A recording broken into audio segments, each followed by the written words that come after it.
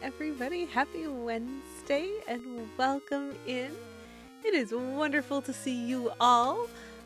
So first things first, what up, Willis? You successfully were the first viewer to redeem first this stream, so pat yourself on the back. You did indeed beat Bad at Buttons' phone refresh, apparently. So good for you. Great job being first. Buttons, you do have the last from last week. So 1 out of 2 ain't bad, and it is lovely to see you. Welcome in, everybody. Hello, SNK. Hello, Plum. Hello, Boo. Hello, Akina. Hello, Pseudo-Rudo. Hello, that's amazing. First, indeed. Hello, Settle Down Beavis. So lovely to see all of you wonderful folks. Oh, we're here with some redemptions. This is what we are here for. So we got from Boo, we got a dehydrate, and also Boo, thank you for redeeming hydrate for 69 channel points. Nice. So I get to do both things, and then I get to do them more because I see that there's more redemptions coming in, and I'm very amused by that. So how are all y'all doing on this wonderful Wednesday? Oops, I just dropped one of my dehydrates.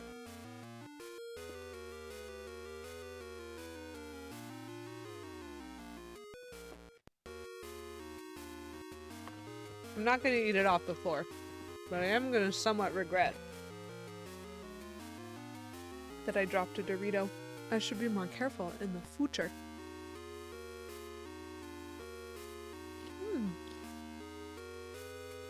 I hope you guys are having a really good day and or night tonight, depending. I am very relieved to be here. I made it. I'm proud of myself.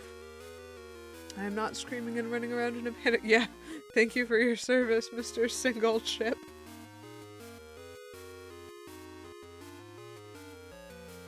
Delightful. And so there is the first hydrate. I'm gonna do these in order, because otherwise I will get lost. Which means, Plumberry Muffin, thank you very much for doing Word of the Stream. We are going with Moosh and Cookies today.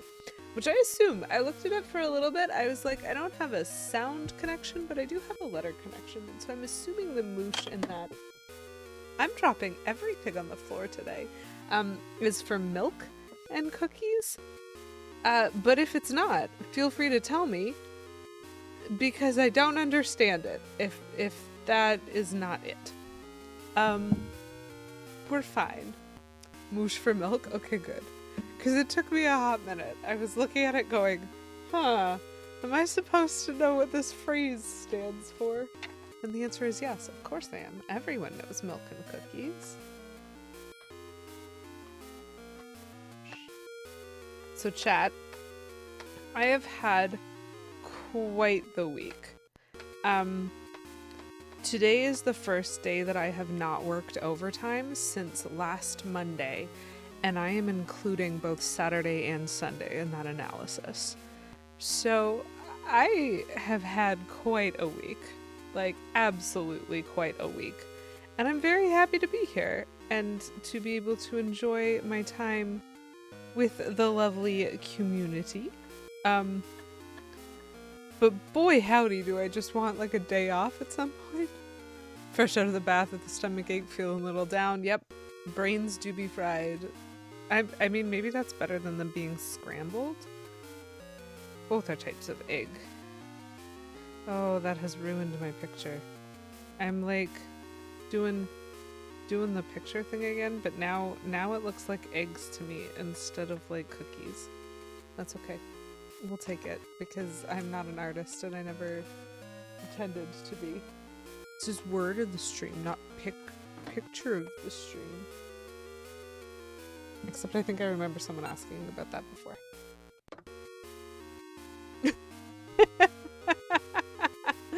Oh my goodness, that's so good, Beavis. That's such a useful emote for the situation. I have so many chords in this direction, chat. I'm just gonna have a quick little struggle while I try to get the things that I need. Without running over the Dorito. Success. And I didn't hear a crunching noise. probably. I'm alright. Today is such a good day to just relax. With some Mooshin cookies. Look, there's a glass of, I didn't color it in, but it's a glass of moosh. And then there's some cookies. They don't, it's fine. You know what? I did art. You're welcome. Voila. They're beautiful. They're beautiful and wonderful. And next, moving on, we have a non-seasonal candy thanks to Pseudo-Ruto. So I will grab myself a non-seasonal candy snack. I'm still going with, like, these Kit Kat Pops were such a good idea until they just all melted together. Okay. My stars. Just gonna... Cool, I broke some of them off. Non-seasonal candy. Have a break. Have a Kit Pop. It doesn't flow the same way, but it does amuse me. Okay, and then we have What Up Willis. Thank you very much for redeeming Spill the Tea, and also for redeeming Hydrate for 69 channel points. Nice. Oh man, I always want a cake pop. So Beavis. So my tea today, similarly in that vein, I have a holiday tea. It's finally sweater weather where I live, which is great. And so it's cool enough that I've pulled out some of the holiday teas that Kimanzel and I have collected over the year. And it is a gingerbread flavored tea, which is like frighteningly accurate in terms of taste. Like there's some teas that you're just like, oh yeah, sure, this is a tea principally, and it has flavor secondarily. And this is one of a couple of teas that we have where I'm just like, it does that thing where my mouth gets confused because it tastes like I should be chewing gingerbread, but I'm actually drinking tea, and so it's in my mouth as a liquid, and it's confusing. But I do like the flavor sometimes. So I went with it today because it seemed relaxing to me. Cake pop, but Kit Kat pop. Very confused. Cookie tea. That's so true. Most of my favorite teas are basically cookies. So, Pseudo-Ruto, what I said first was Kit Pop rather than Kit Kat Pop, because a Kit Pop sounds more like it has the flow of a Kit Kat. I could have said a Kit Kat Pop, like I was saying Kit Kat bar, but that isn't what came to my mind. So I actually said Kit Pop, but then settled on Beavis was like, now I want a cake pop, and like I do always want one of those. And so like both of those things have come up. And you know, maybe my enunciation isn't all that great. So I respect whatever you heard. And it might have been more accurate. This is very fun.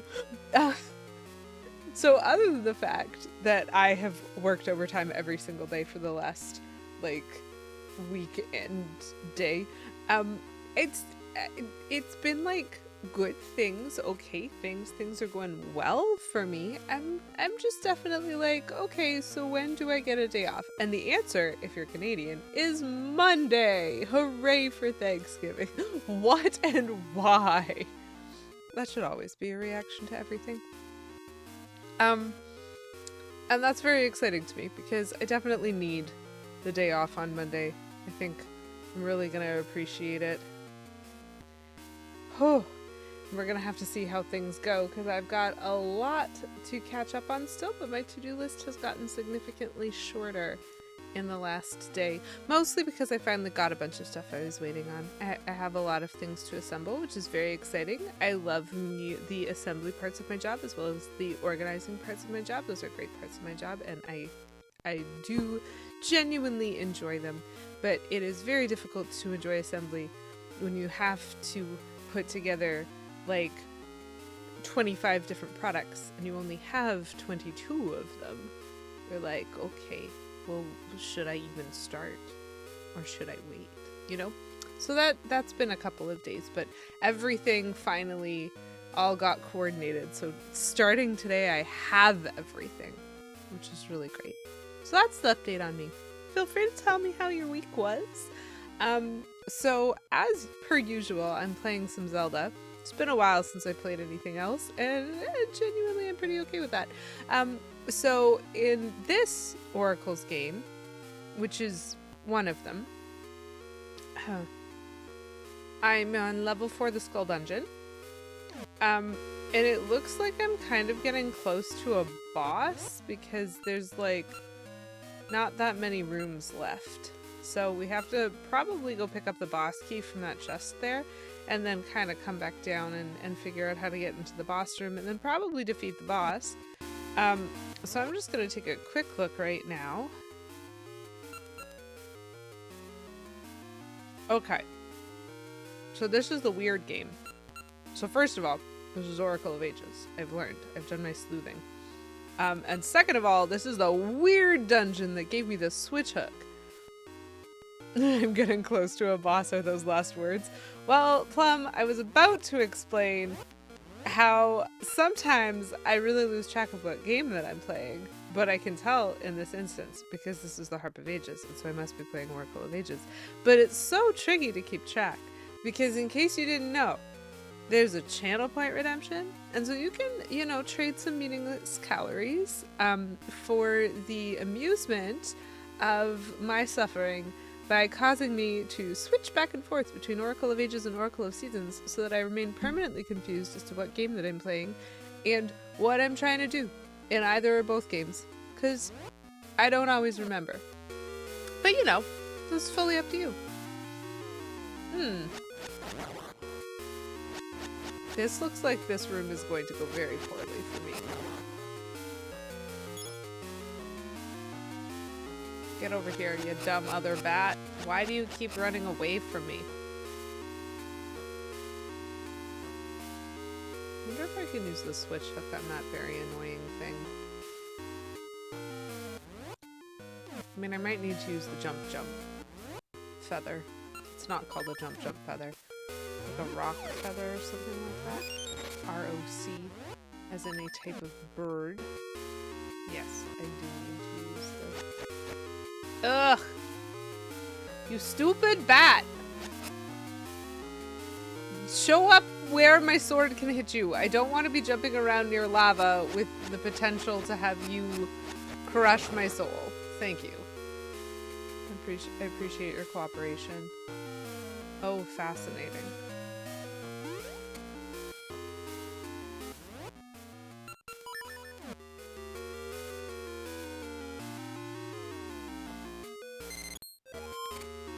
Woo!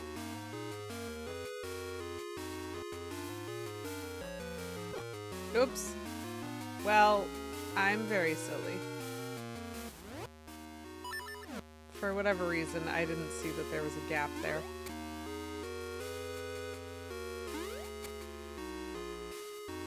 I kind of want him to stay up here, because I am faster than him. Whee!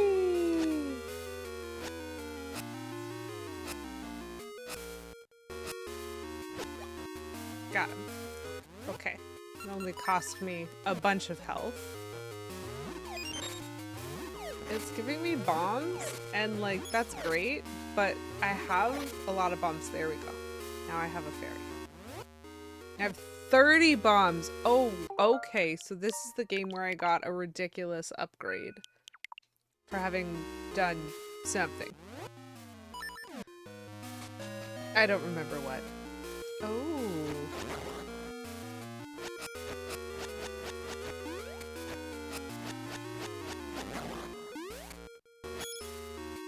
Oh! It crushed me.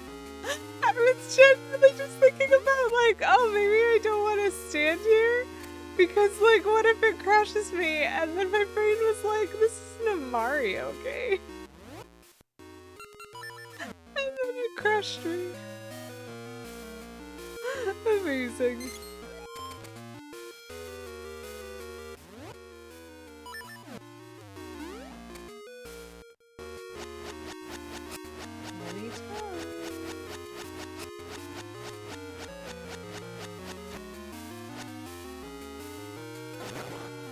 got one of them. Got them both. I do not need the health as much as I need the chance to not deal with these keys. Well, well, the good news is I do have this key.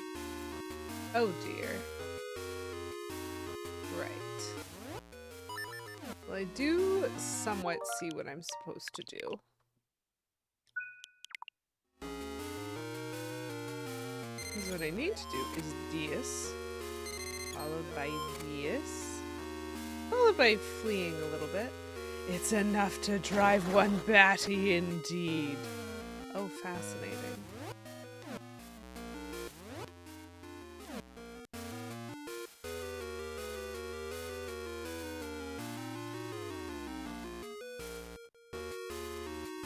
Okay, so do I pull this?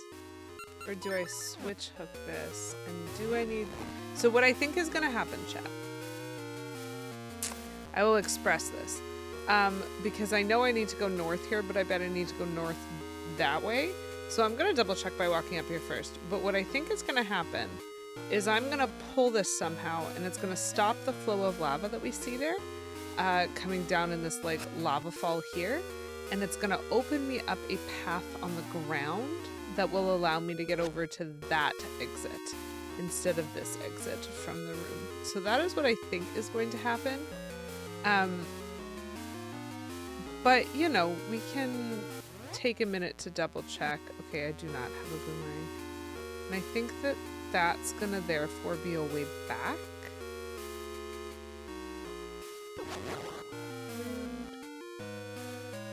Yeah. Because a chest has to appear there. Oh dear. This is even more complicated than all that. There's going to be multiple puzzles here. Fascinating. It is enough, indeed, to drive one batty.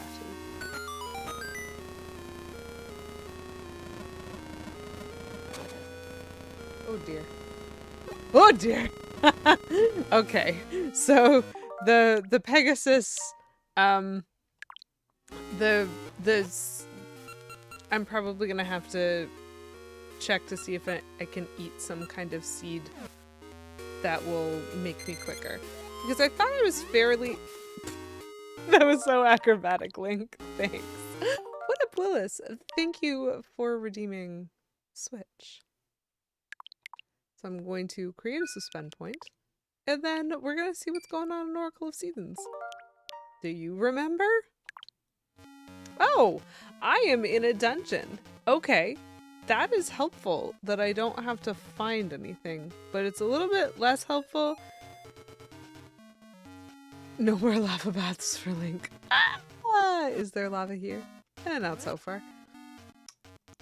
Oh boy, I don't remember where I've been before in this dungeon, and I don't remember what I was doing. So this is also great.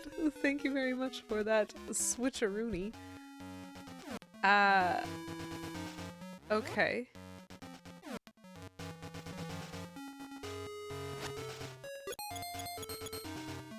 Why is this the most suspicious, not real, fake?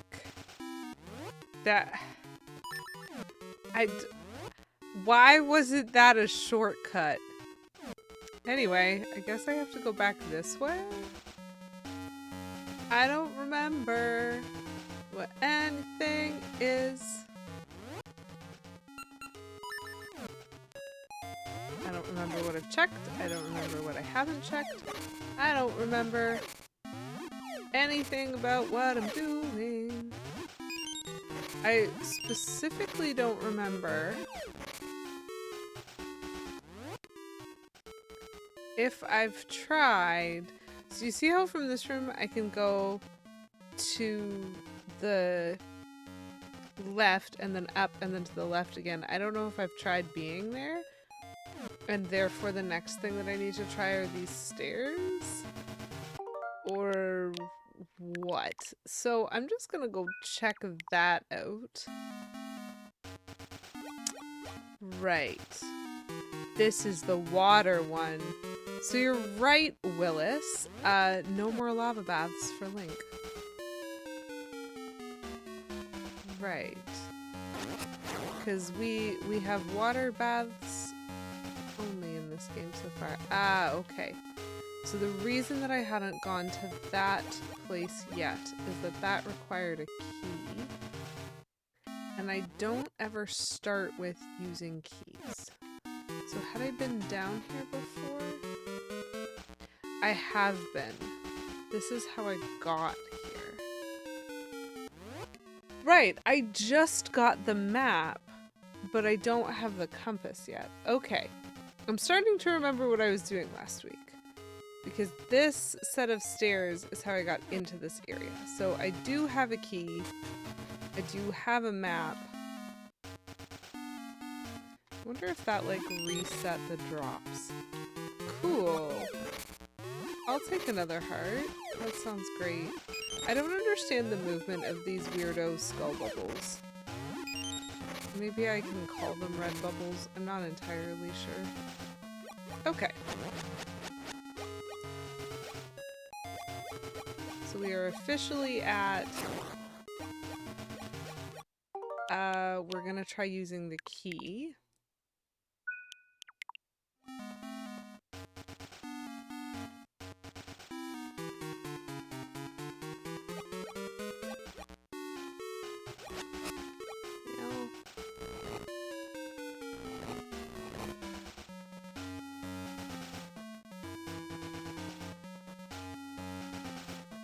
I don't think there's anything in particular.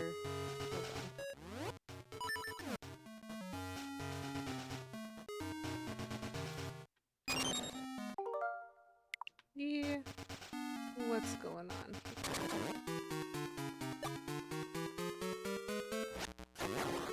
Interesting.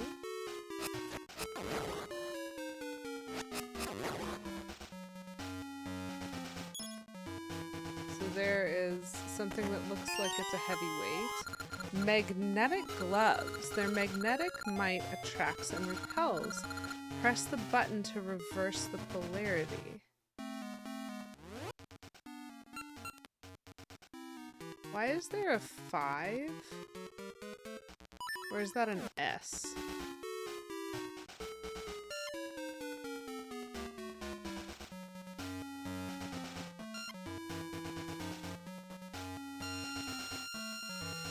Okay.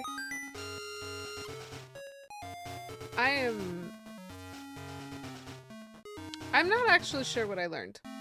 Let me try to express what I think that I learned. This ball says N, and it is, red. That means I needed to switch to S in order to actually lift it. Maybe? But I'm a little concerned because that puzzle did not actually require me to understand the mechanic, and I can imagine that there might be puzzles that will require that, and I don't particularly feel confident about that. That being said, I wonder if we can use these to interact with the blocks that were in that underground section. I wonder what we can use them to do. Because there are 4 unexplored doors and an unexplored route in those stairs.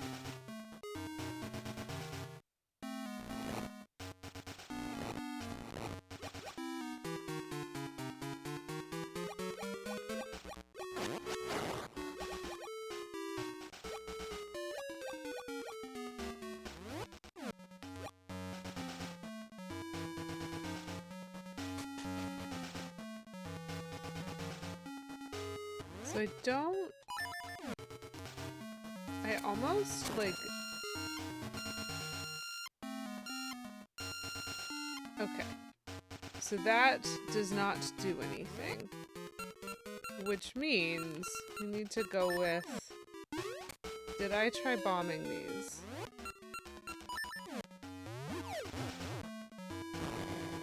I did not try bombing them. Great. There was an obvious solution, chat, and I did not take it. And that's fine. We're fine. This is a thing that I've noticed, is sometimes taking the week in between has me coming back, like, not having realized that I haven't tried something before, and so trying it again. And it means that twice now I've missed what I would consider to be a really obvious puzzle that I've just picked up immediately the following week, the first time I look at it, and I'm like, huh, interesting. I get into zones of overthinking, apparently. Willis, thank you very much for redeeming Hydrate for 69 channel points. Nice. And also, thank you for redeeming Dehydrate. I'm such a gamer. I'm a professional.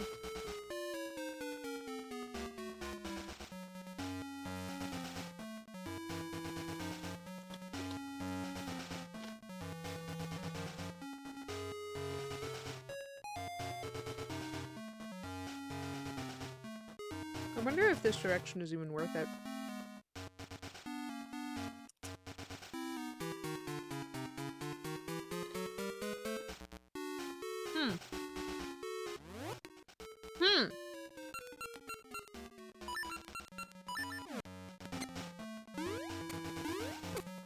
Oh. Cool. Okay.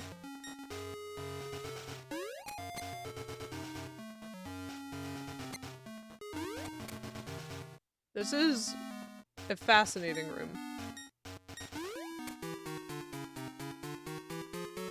Exactly. Professional. I'm glad that my shield blocked that, because jumping over those would have been very difficult. Where am I now?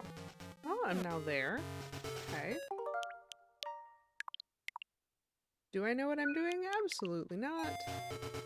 Are you an enemy?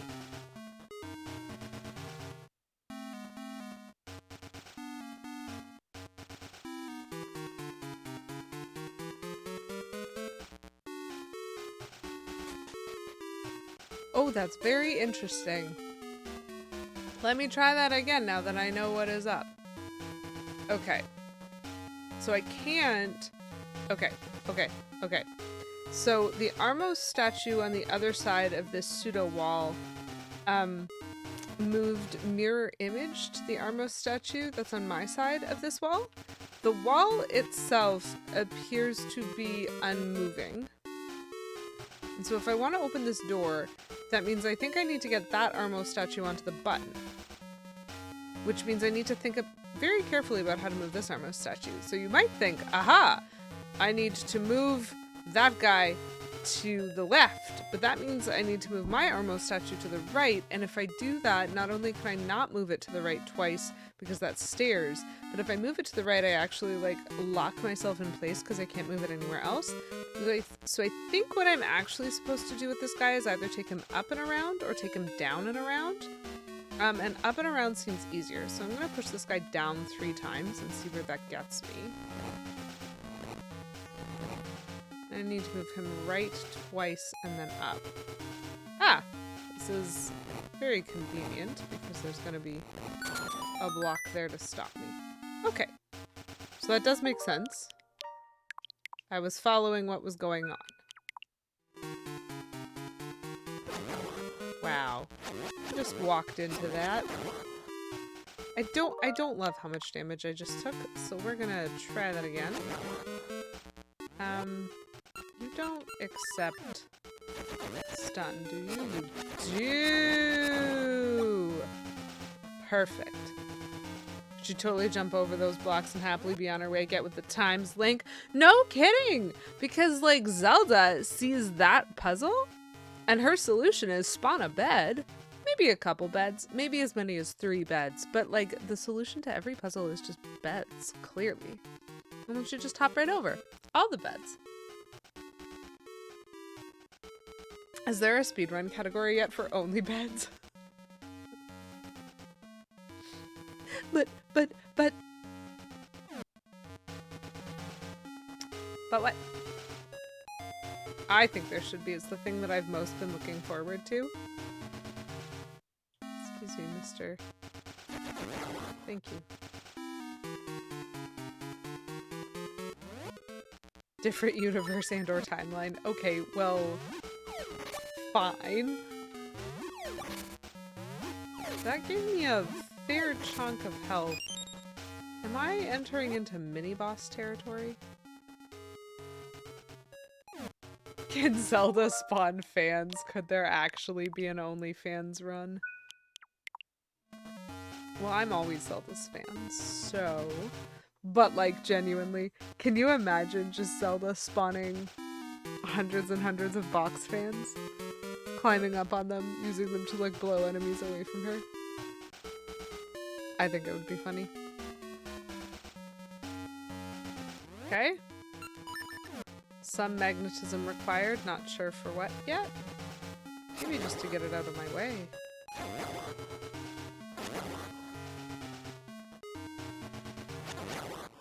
Ooh, lucky me. That's a lot of money! Again!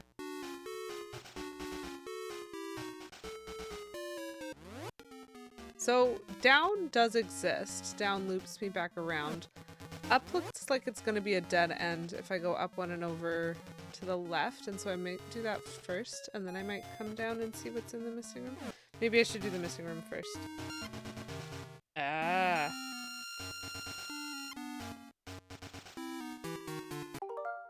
Okay. I better understand the mechanic now that I've seen that. I could push it away from me.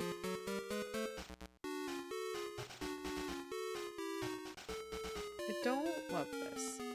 Okay, so this is a need to kill all enemies door, possibly.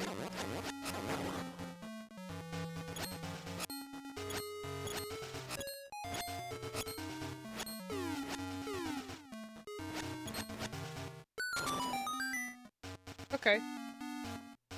So I did destroy all the enemies. Don't know why I didn't do that before, but I didn't. I've been in this room before. Maybe I wasn't on this level. Yeah, maybe I just find this dungeon more confusing. Oh, very exciting. Well,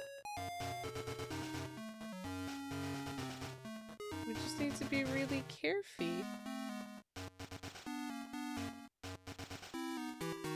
I am not going to love this one.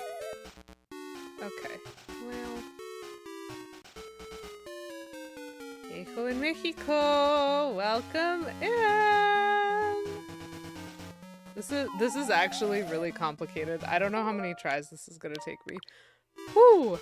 A number of them. A number of tries. So, we shall take a gentle pause. Just briefly.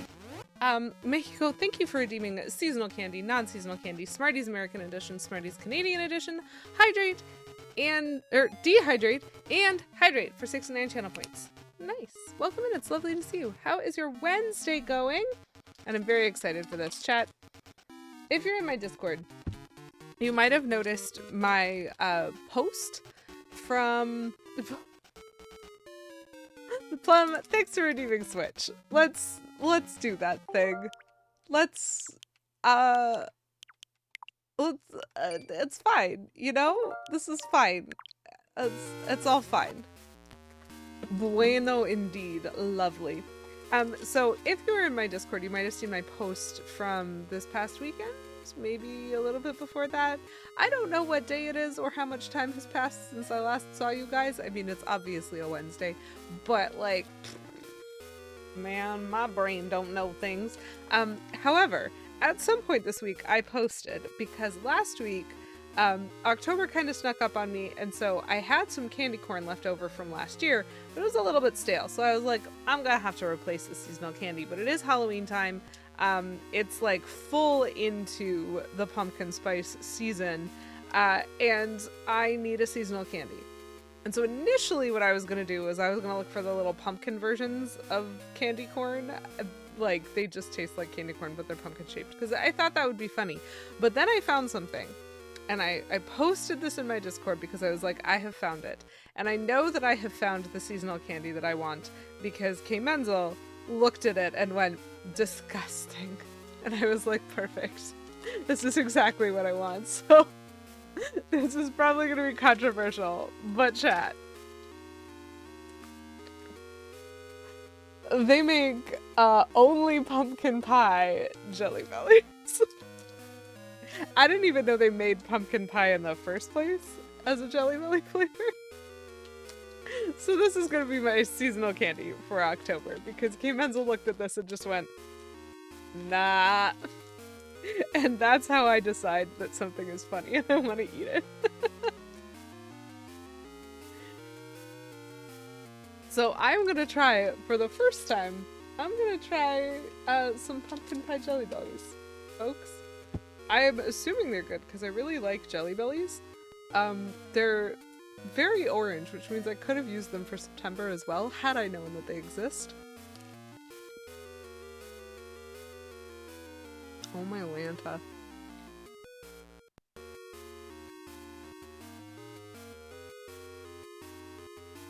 Jelly Bellies are like such a crazy candy for me because they almost always give my mouth that sensation of like what I'm chewing doesn't match what I'm tasting. This is definitely pumpkin pie with whipped cream as a flavor. It's much sweeter than I expected and a little bit less like with that quintessential spiciness to it. But they're pretty good. I'm gonna enjoy that. So that's my seasonal candy. My non-seasonal candy, we can have a little bit of a break with some Kit Kat Pops. If I can, you know, detach a couple of them. They are still all melted together, but there we go. I got chocolate on my hands every time. Yummy. And so then we have Smarties, both Canadian and American editions. So I'll do the spiel because it's been a while. If you are a wonderful person from the community who happens to inhabit the United States, then when you hear Smarties, you may well think of these, which are like a hardened powder kind of candy. Up here in Canada, we know them as Rockets, but they are called Smarties in the States. And so here we got me some lovely American Smarties. Tasty. But meanwhile, in Canada, we also have Smarties. They're a little more like M&Ms. And so they're like candy-coated chocolate that comes in various colors.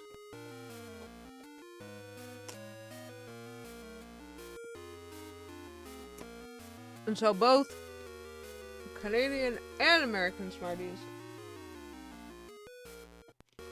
get to be eaten on this channel because I'm very equal opportunity about my candy. In that if I can access it, I will probably try it. I'm still looking for Starburst jelly beans.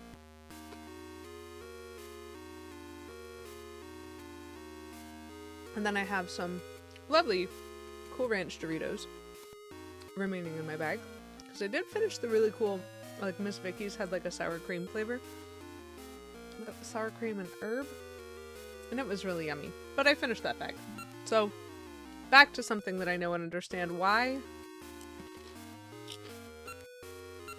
Oh. I understand. Sorry. The dungeon map confused me briefly.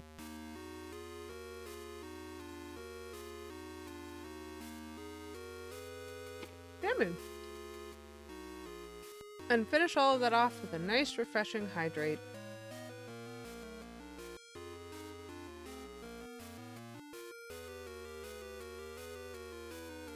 I always appreciate when I see you, Mexico, because I love me a good snack time. And it's nice to take a break. And remind myself of what I'm doing. So the next room has the flying fire dudes. and requires me to do some switching. But then this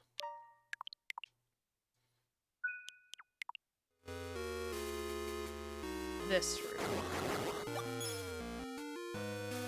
Okay.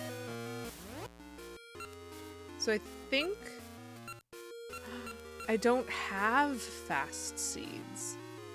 Oh, chat. I'm just gonna need to be good at this. I don't think I can use the switch on... I can't use it on these, right? No, I cannot. I'm just gonna have to be faster than I was. Right. Okay, and we have learned that we do in fact need this, because it won't let me press A to pull it.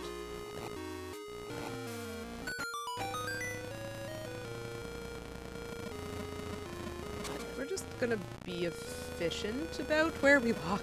Oh, that was very close. I was very stressed out. That's fine. We did one room. Whew.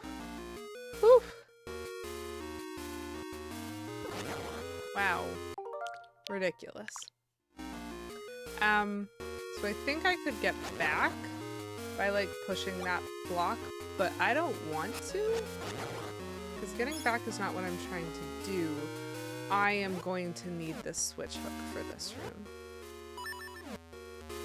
because I'm gonna have to switch places with a bunch of these.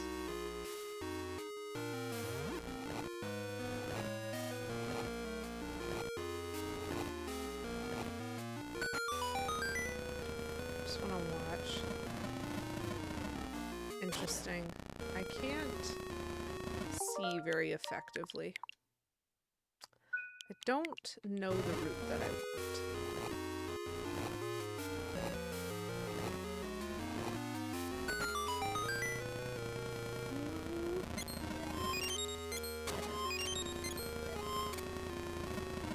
Oh, interesting. These guys are all on stable tile, though. Which means that was not a race, per se.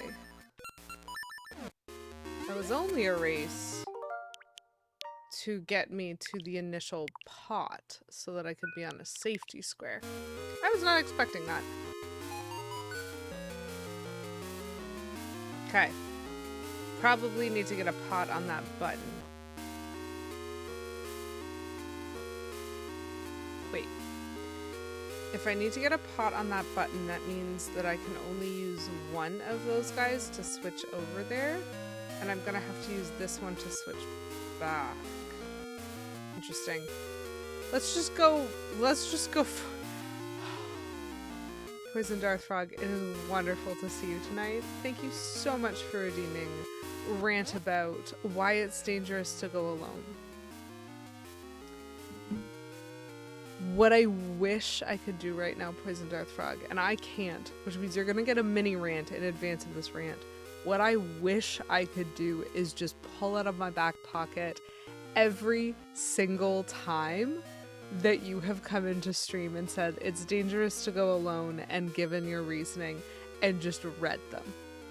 Just like a year's worth of them. Just this is why it's dangerous to go alone. You know what?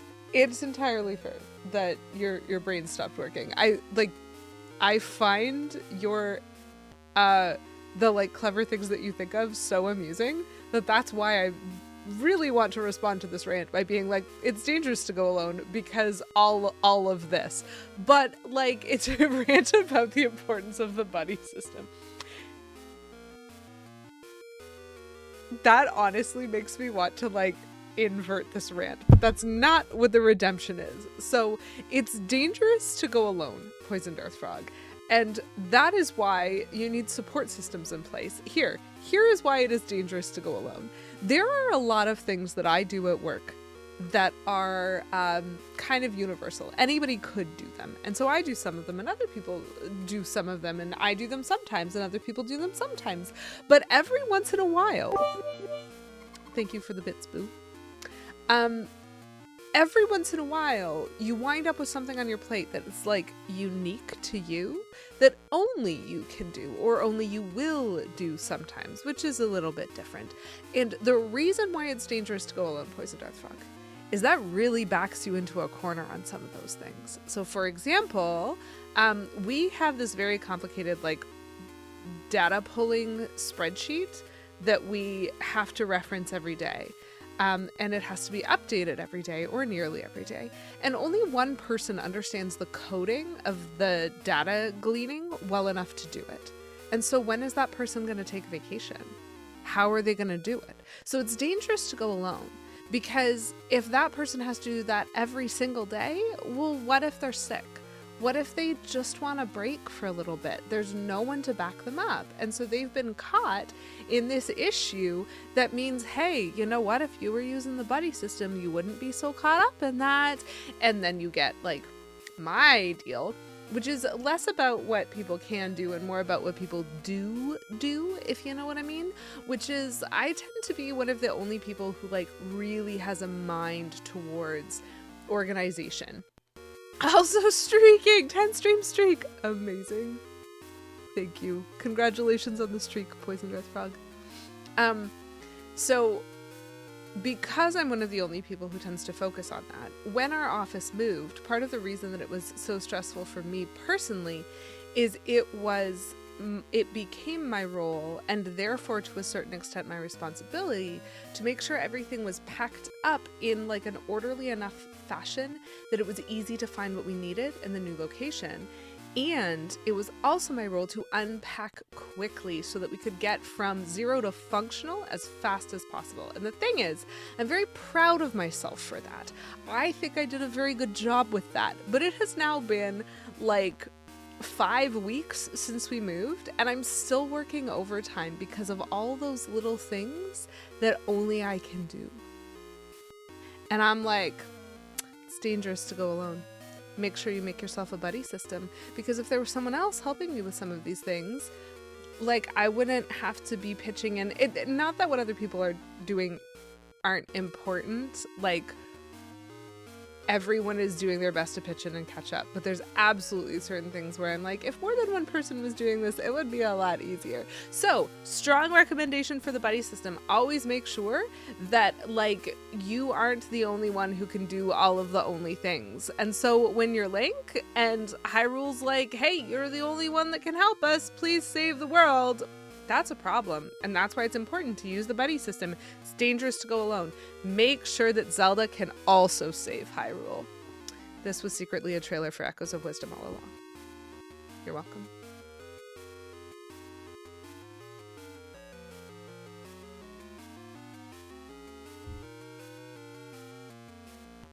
Now this is pod racing. Very funny.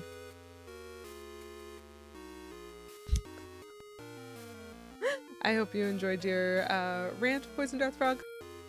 Secretly, always a trailer for Echoes of Wisdom. So now let's see if I can figure out this. Whoops. I'm not going to figure it out by jumping off of... How do... Can I switch over that low wall? Hi, Kate! How you doing? Can I? I can.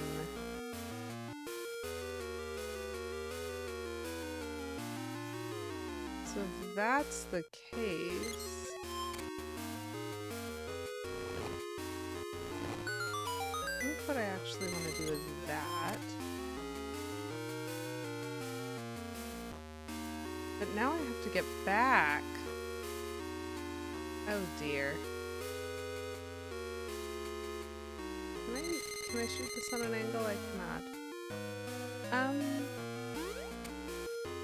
Oh. I'm sorry that you have had some bad news, Kate. So that was not how to do that. Annoying. I mean, that feels like that was how to do that. What did I do wrong? I'm sorry to hear that you have had some bad news, Kate.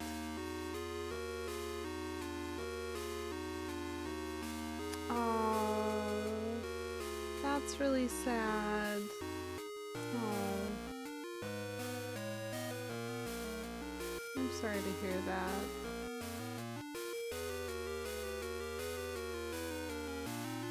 I don't know if I ever met Eris, but I do tend to love other people's cats, so all of my heart. 16, wow. That's cool.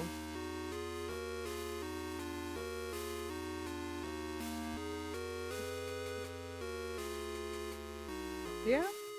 You know what? She made it to 16. That seems like a good old age. I wonder if I'm supposed to push blocks or something. I have seen her many a time through photos. Is she the cat in your emotes as well? Yup. She's my chaos kitty. I do love the chaos kitty. She's immortalized forever on Twitch. I don't know how to solve this room.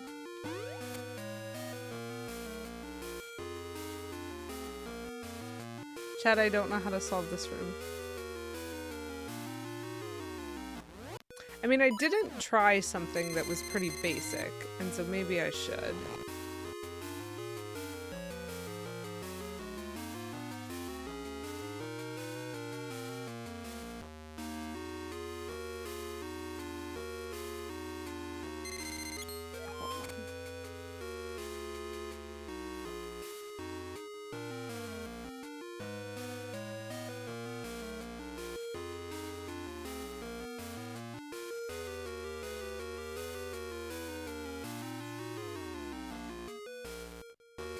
Oh. Okay, this is what I think I do.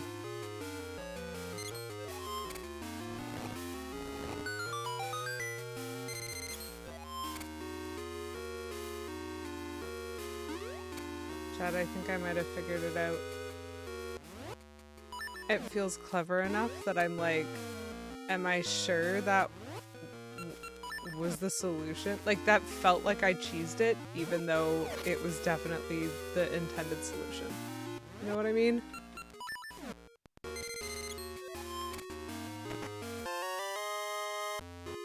Hey, Bosky.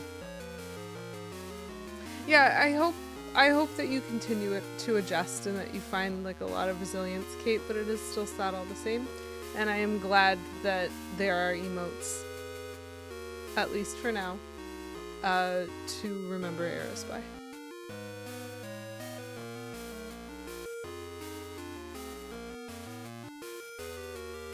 Okay.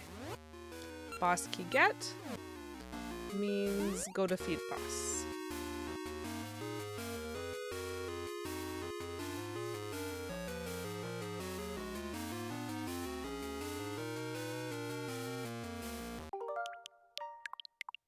Very nice.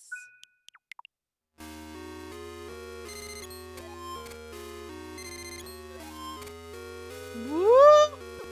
Ah!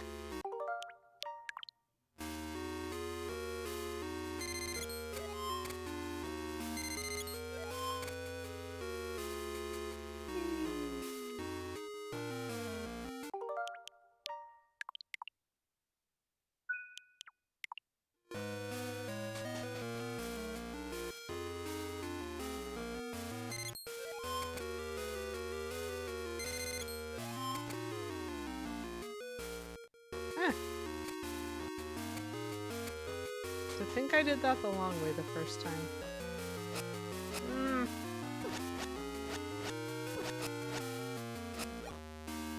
Okay. Better have a fairy in one of these again. Excuse you, Miss Fairy?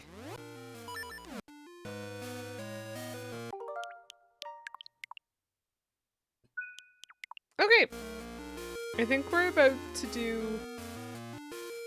Huh, maybe I should use a flashlight at night. I walked into a wall yesterday in my apartment. And by yesterday, I mean last night. when it was dark and I was trying to move around and I just walked face first into the wall and I was like, but I knew the wall was there. I just didn't realize I was that close to the wall. I was trying to use my phone's lock screen. It was not good enough. I don't think my eyes were open, and so it doesn't matter if my phone is on if my eyes remain closed. This is what I learned. So we are in boss fight territory. Is Eris one of the gods or goddesses of the like Roman or Greek pantheon? 1 second. I don't remember if she's... Aha! Greek. Okay. Perfect.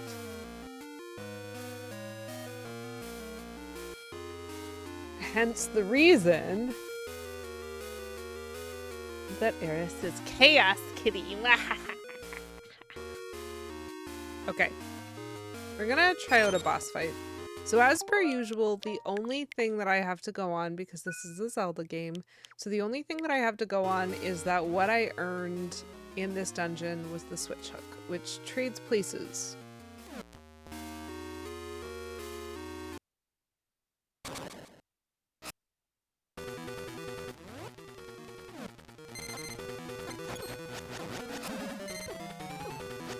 There's so many of them. Oh, the spawning. Interesting. I just want to see if I can hit you. Oh, yes I can. There's so many of them.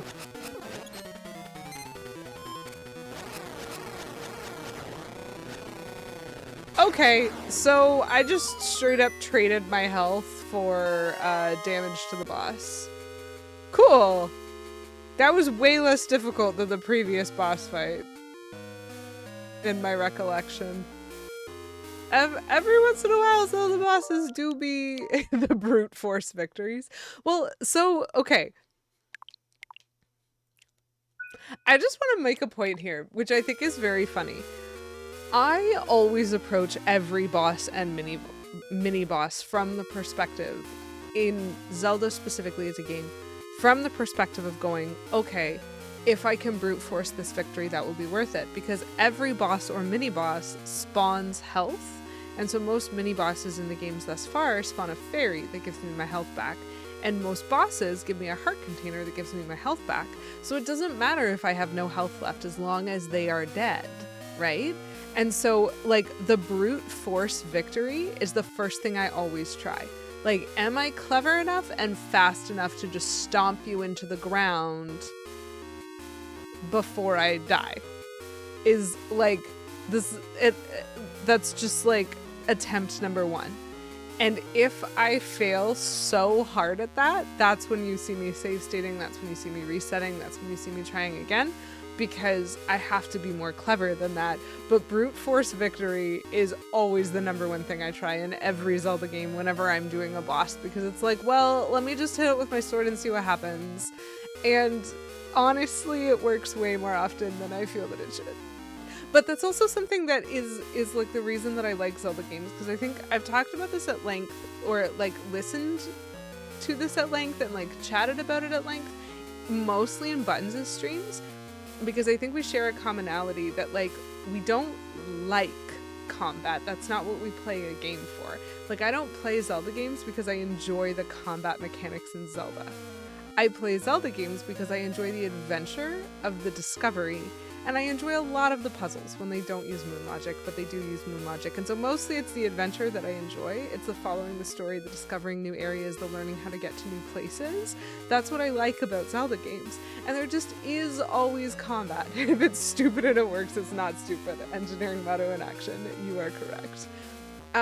So, like, there just happens to be combat in Zelda games. And there's certain aspects of combat that I can get good at. There's certain cheats that I can learn. So is it this game or is it the other game? It is the other game. The other game has the boomerang. The boomerang and the hook shot are my like primary leave this on a button forever, because I understand how to fight with them better than I understand how to fight with other tools and weapons that you get given in Zelda games. And so like I have my learned ways of doing things. I got just distracted. But it does mean that you'll like most often see me approach combat with like just whack it with the sword and see what happens. Just hit it with whatever the object is and see what happens. Because I'm not really that invested in being like, oh, this is cool combat. I just want to beat it and move on.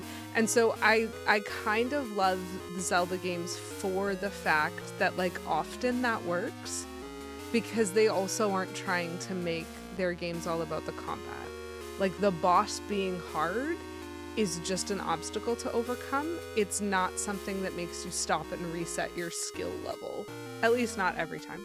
Some games it has felt like that. Majora's Mask, like some of the bosses were insanely tricky. But like, they were still overcomable. Anyway, let's get another essence or something. Oh, Burning Flame! An essence of time. It reignites wavering hearts with a hero's burning passion. Yay!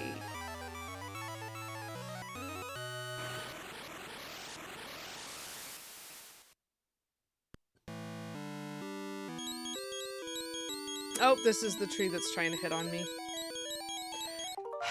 Plum! Thanks for redeeming Switch. Okay, Oracle of Seasons, we're back. Oh, we get to do this room. Step tree, what are you doing? Progress was made, and then progress was ended. Oh boy.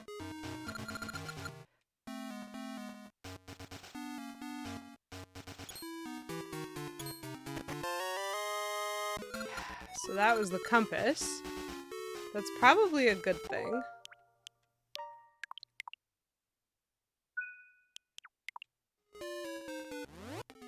Progress was made, now progress can be made. Okay, so there's actually only 4 other chests. That's interesting. So I have to go back and up and around the other way. And I also have to go down. You found yourself not really enjoying the first Spider-Man game because the combat was perpetually annoying. That is fair. There are actually some Lego games that are like that. Maybe Lego Batman 2? Because some of the spaces where you were trying to figure out the puzzle, they just spawned too many enemies too often. And so you couldn't do anything without just getting killed. You really enjoyed the traversal aspect, you wanted to just focus on that, and then you get sniped and forced into combat. Yeah, precisely. Precisely. When I'm running around a room trying to figure out what it's like, I don't want 17 enemies being spawned every 2 seconds. I can't figure anything out like that. I mean, the good news is if I fall, at least I respawn here, and it only costs me half a heart. Okay. So... Oh, right. Hitting them from the back actually hurts them. South has a chest? South has a chest. I do not think I have access to that chest yet. Okay.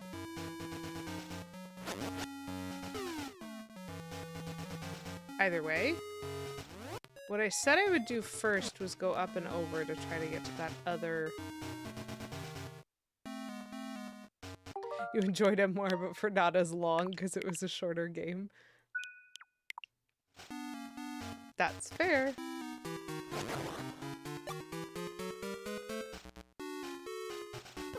Oh.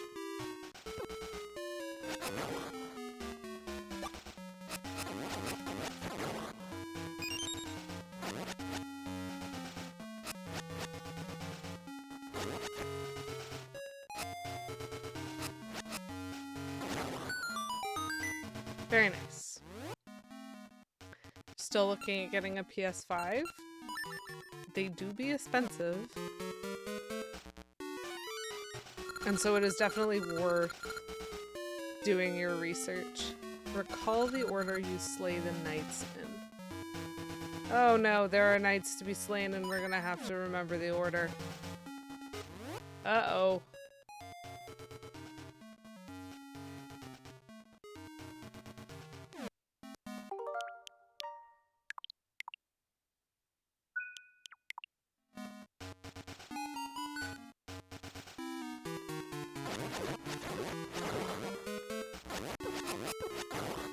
Oh gosh. I don't know what order I slayed them in.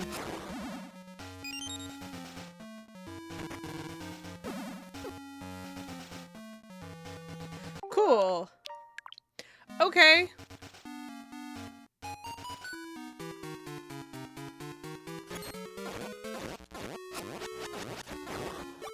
So that was one.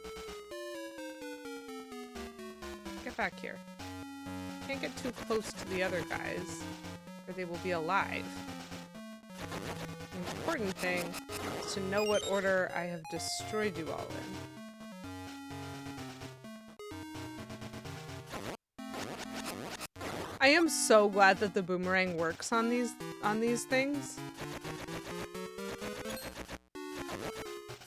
Oh man, that would have been so much more difficult. So I definitely destroyed them in this order.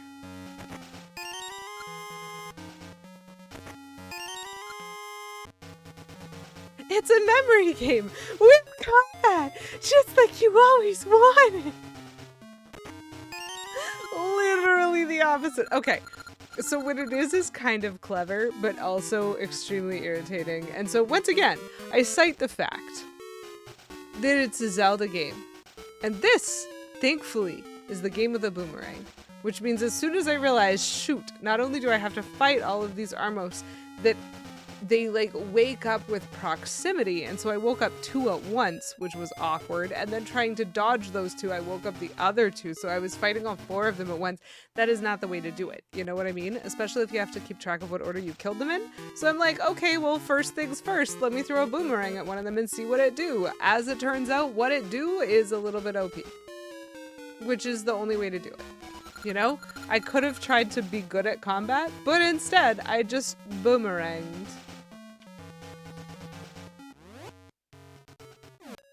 Okay. So there's so many chests. Kind of want to go down and over and up and around.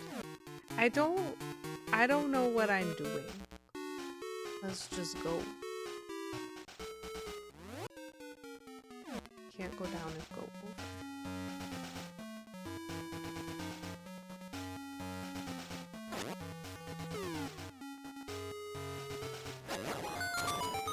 Nice. I didn't have to do that, I just wanted to.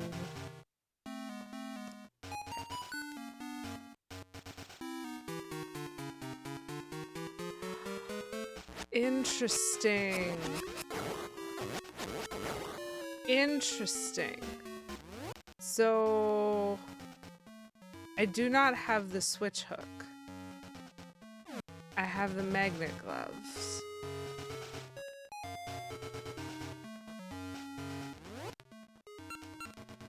Can I do something with them on this spot?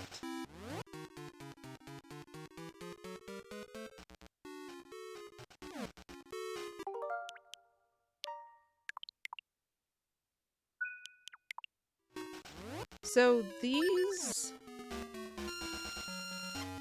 Yes, I can! These things have been a puzzle. I've seen them in a couple of places in the overworld, and I was not sure what to do with them. But that is the other mechanic, clearly. So there's the mechanic of the north, like the ball-shaped item that said north on it, with the polarity north. I can pick up and move around, but these, like, pedestals with the S on them, I can yeet myself towards, possibly also away, depending.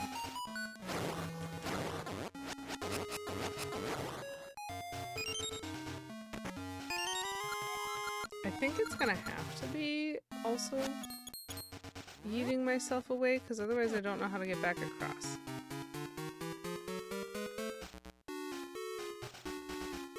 This is a terrible idea, and I'm gonna try it. Ha ha ha ha. Yup! You can just throw yourself forward and backwards.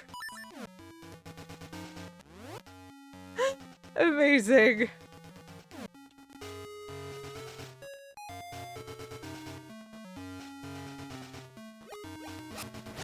Right. So there is a chest over to the this way.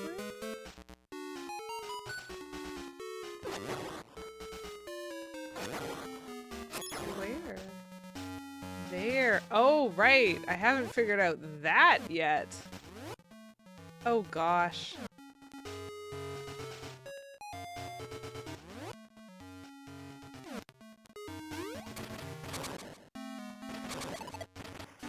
Oh, that's not where I wanted to go.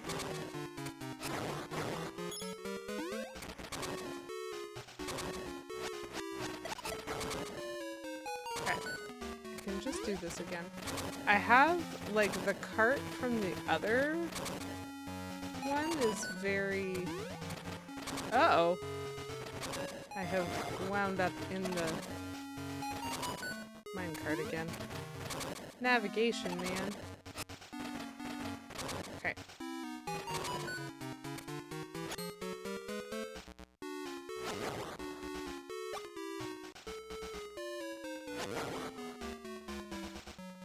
What am I supposed to do?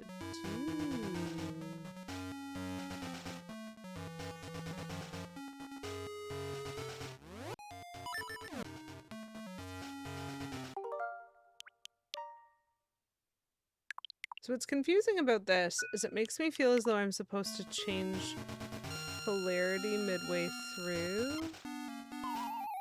Why was I just walking on stuff for a second? No, that is not what I wanted to do.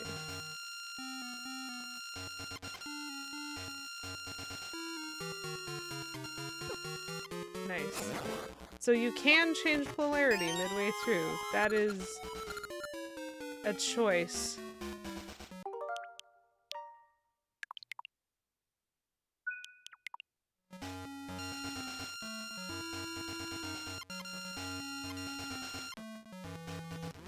It's a confusing mechanic, but it did work eventually. So now I need to find my other minecart because I never made it over to that chest. Or anywhere else. I started walking and forgot there were minecarts. Whoopsies.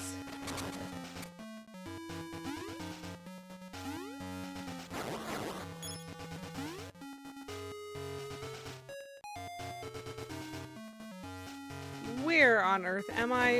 What am I doing? I have just walked to a whole new area. I mean, that's cool, but that was not what we were trying to do. Where's my other minecart?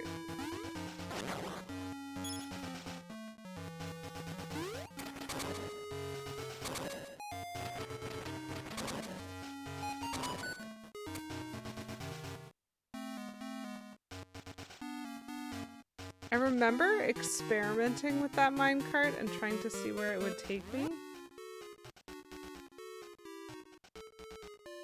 And I think I wound up finding the stairs.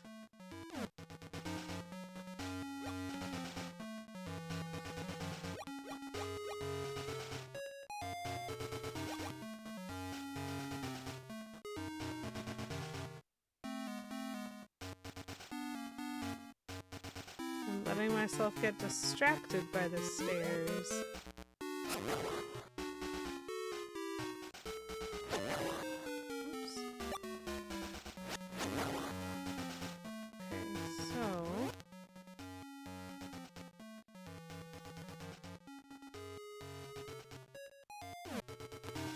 Just been everywhere?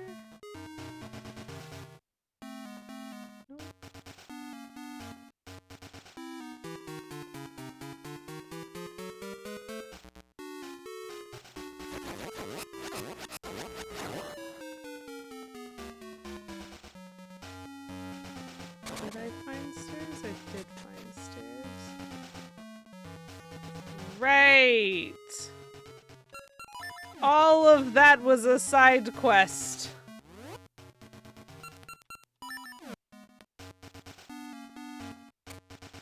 Whoops! Uh-oh.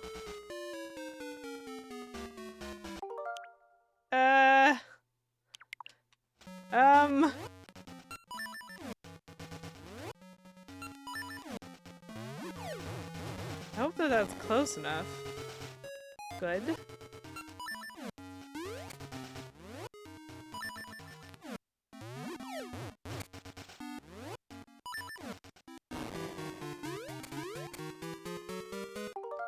Okay.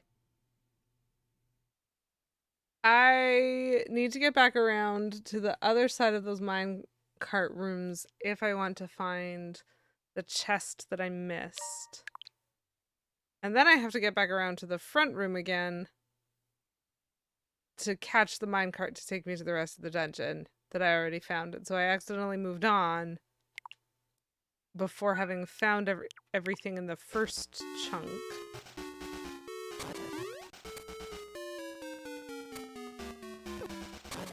Wow.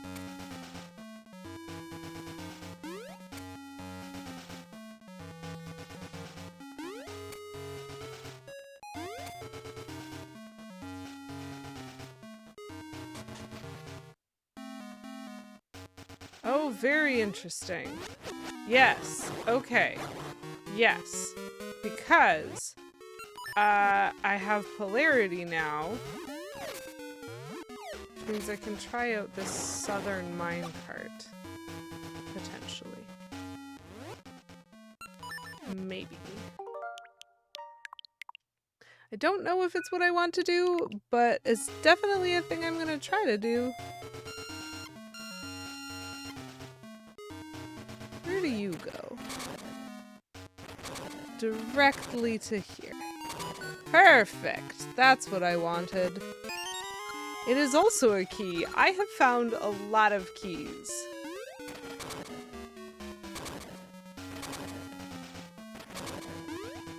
And so there's more than one way on now, because there is this key door. But there was also the other way on. Interesting. Okay. Okay. But we found our feet. We understand where we are and what we're doing.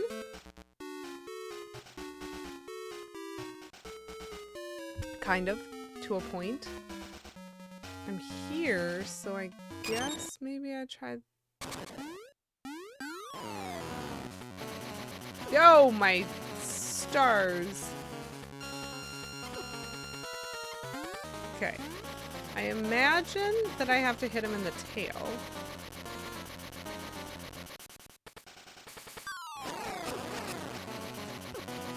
Cool. Magnet not required. Just tail hits. Yeah! Yeah! Yeah! He's like a curvy DVD.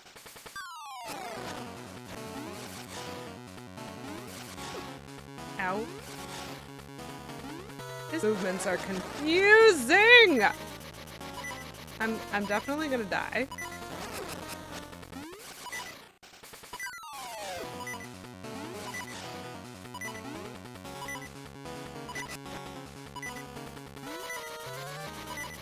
Oh, my Lanta. Okay.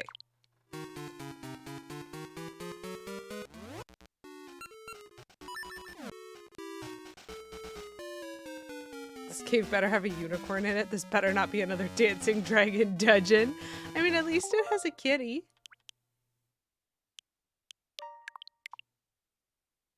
Make him into ice cream.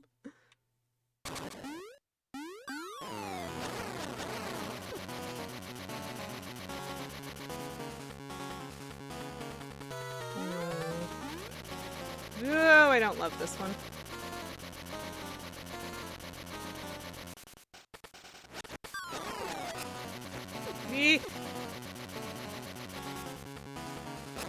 He has several different patterns of movement. Yeah. And I am not accustomed to them.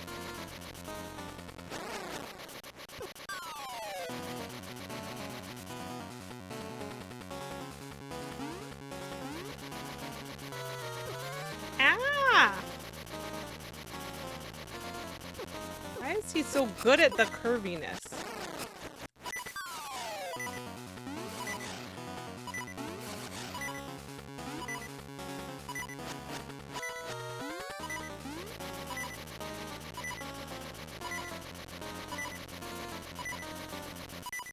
Still trying to figure out, like, how much damage do I have to do to him before he dies? Great. Okay. Fairy, you heckin' better not run. Okay. So, random mini-boss. Love that. We lived. Just a straight-up tiger. So, he was clearly a saber-toothed tiger, and it clearly had a magical tail.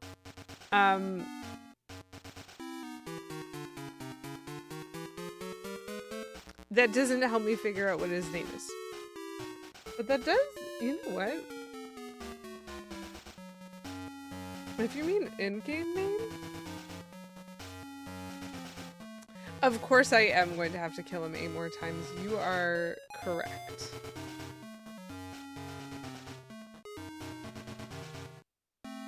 That's the only appropriate way to completely destroy a cat boss.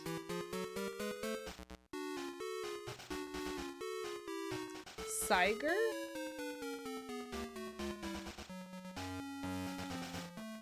Tiger. It is a tiger-like creature capable of turning into a spiked ball. In case you missed that element.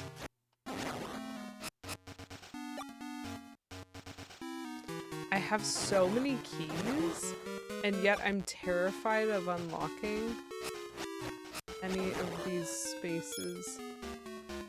So that exists as a door, which is a way back to the boss. It does sound like a Hyrule name. Specifically, it sounds like a mix of Sabertooth and Tiger, and so it sounds like a zero effort Hyrule name. Part Spike, part Tiger. That's even better. Okay, so I can use that, but I don't necessarily want to immediately because I want to figure out what the deal is with this little corner of the dungeon.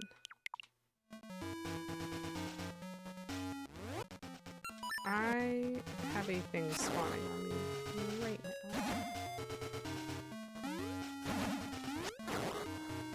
These fairies are just kind of running around, which is great.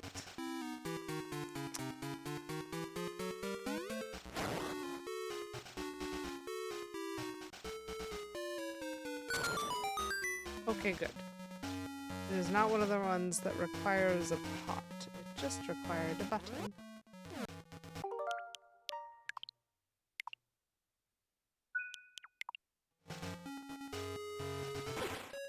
Oh dear.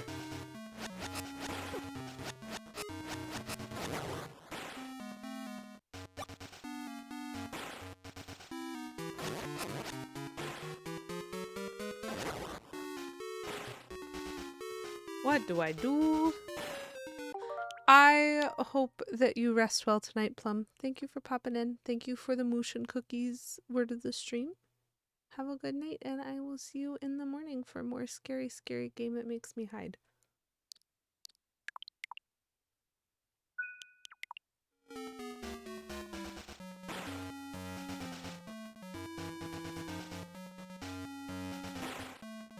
Okay, just go. Oh, fascinating. Enemies that actually require the magnet glove. Possibly. And they have to be defeated. Wonder how. Okay, so I do have to get them close to hit him.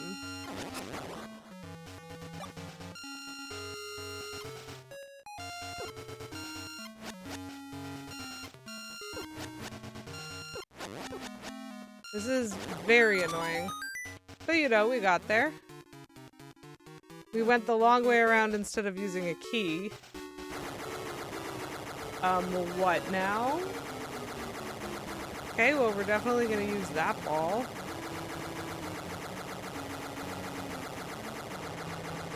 I don't understand why we would have gone all the way around to, like, not earn anything.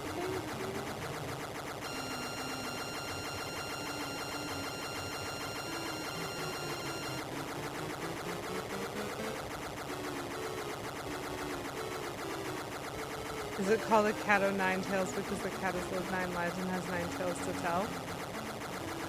I mean, maybe?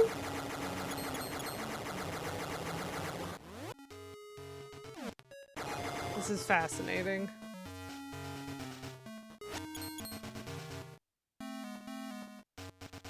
I lost a lot of health to that very annoying room. Aha! But I get it back. Very nice. I'll take it.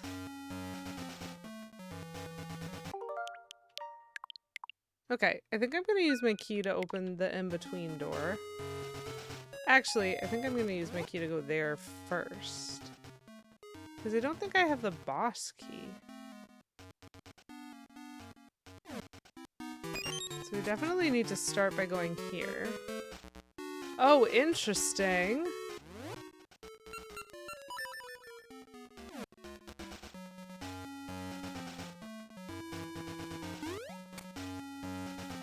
I bet I'm gonna have to, like, stick to the ceiling, kind of.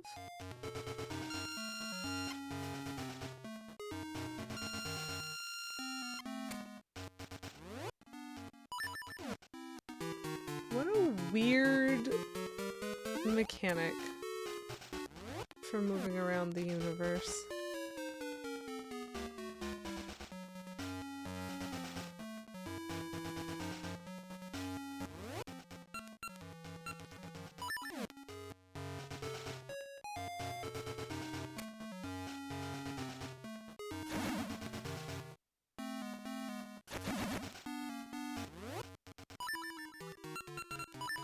Ugh.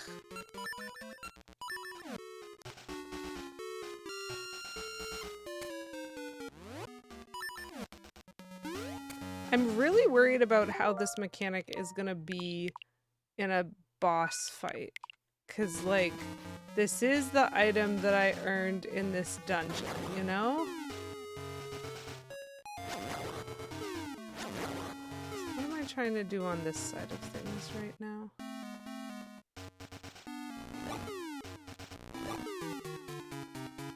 Oh, we have to be precise about our...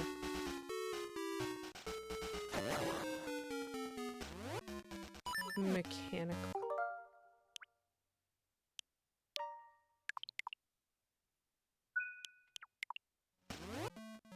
So what confuses me is, like, did I get a boss key or not? 'Cause, like, I have 2 keys and I haven't unlocked every door in the dungeon, but, like, there's no chests left.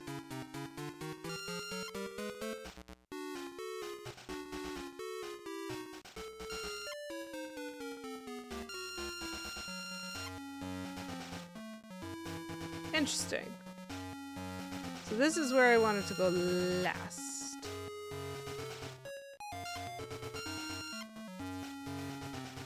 It seems. So wrong place.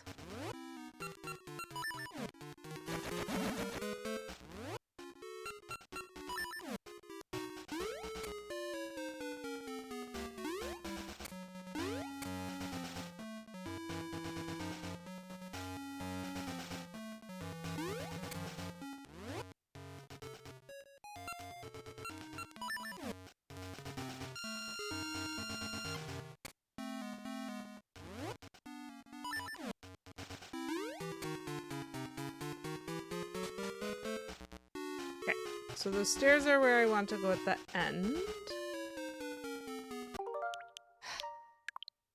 So let's make sure we don't get mucked over.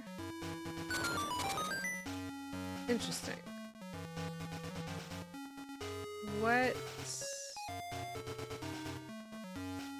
do I need here?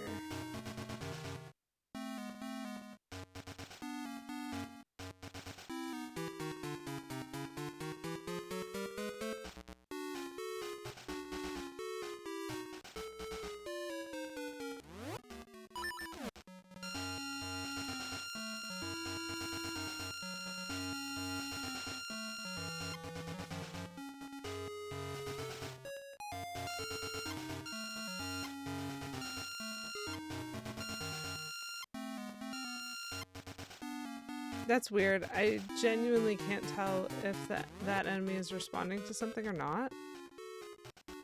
I don't know how to open this door, which is a little bit annoying. How do I tell if I have the boss key?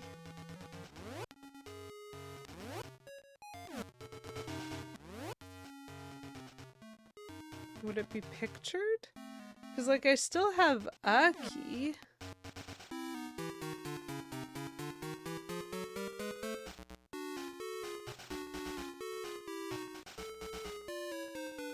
I'm very confused.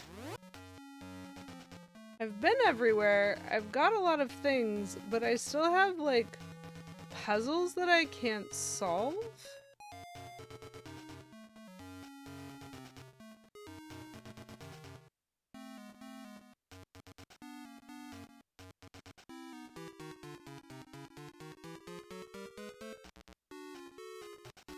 The compass would tell me if I'm missing a chest, but the compass would not tell me.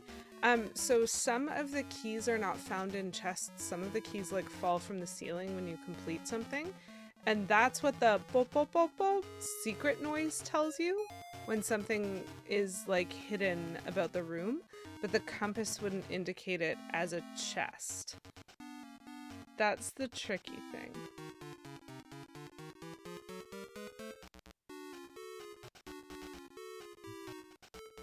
Okay, so I am not convinced. There is not more than one floor. So it feels like there should be something else in that room, and there isn't. So hold on.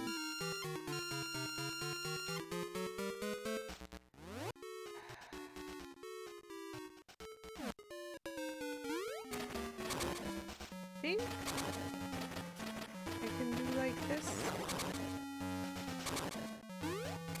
Because I found this route. And then I was like, I'm gonna come back to it. And then I didn't. Due to not needing to come back to it. Because I found the other route. Like, it feels as though there's 4 different ways to get everywhere. But there's only one right way. And only in one right order. Yeah. Okay, so this was this room. I guess I'm kind of wondering if this... I don't know. I was thinking of pushing blocks, but that feels like a no. Well, there you have it. We were missing something. The suspicious block that I did not push when I was here last. Naturally, of course, the suspicious block that I did not push when I was here last. Okay. Well, that'll get me through that door. I don't know if that will help me, but it will get me through that door.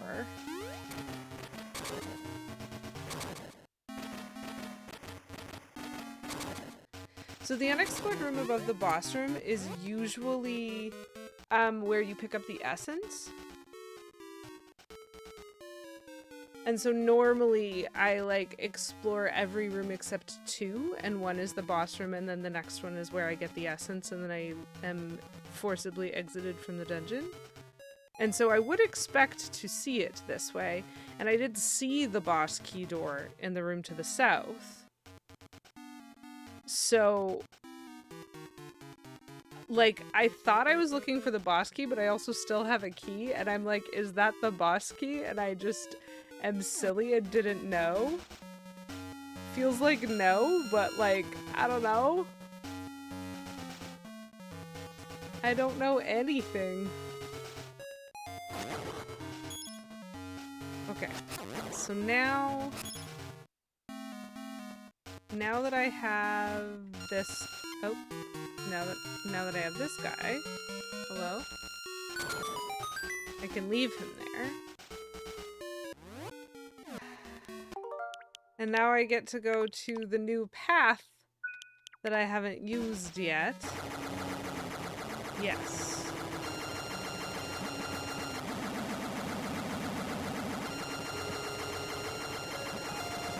And do this. And use my last key to get to a different set of stairs. Okay, so there are stairs involved. This is insane.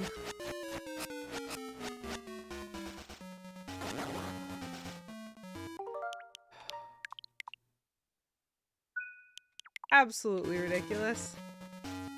What are we up to?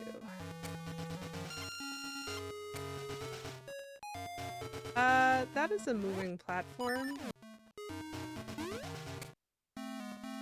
I don't love it. These are more moving platforms. How confident am I that this is where I'm supposed to go? Fairly confident. Oh, hey, look. It's a boss key. Just sitting there.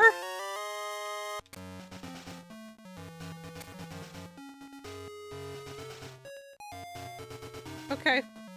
So it wasn't in a chest.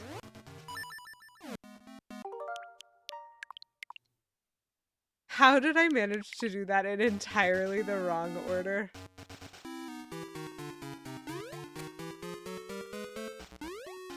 Oops. Well, that's a problem. We'll try it again.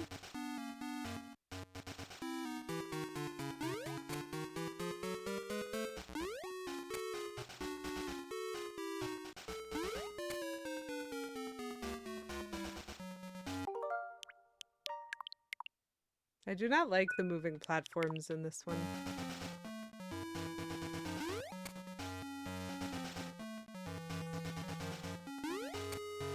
Whew, I almost did not make that. Okay, and so now everything I just did in reverse to get back to those.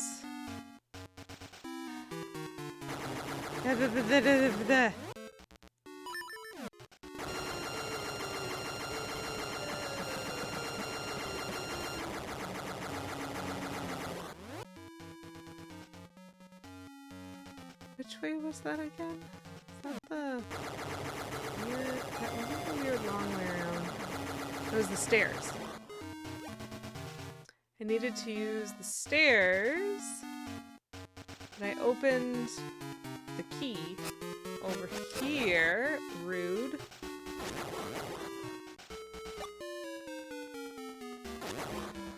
Okay. This one. I am really glad that I didn't have a week break between those two moments. Not that it wasn't irretrievable, but the navigation of dungeons is really something that I lose when I haven't played for a week.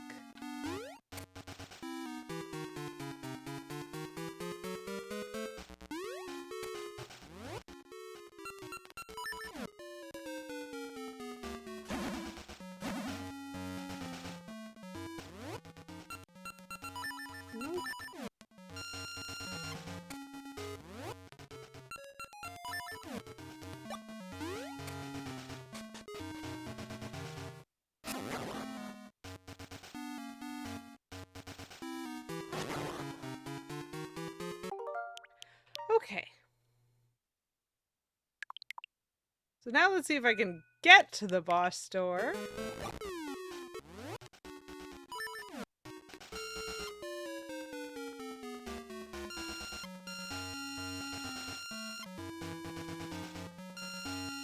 Nope. Close, though.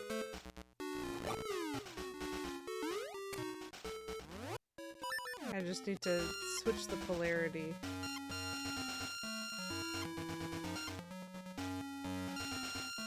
There we go. I bet this boss is awful.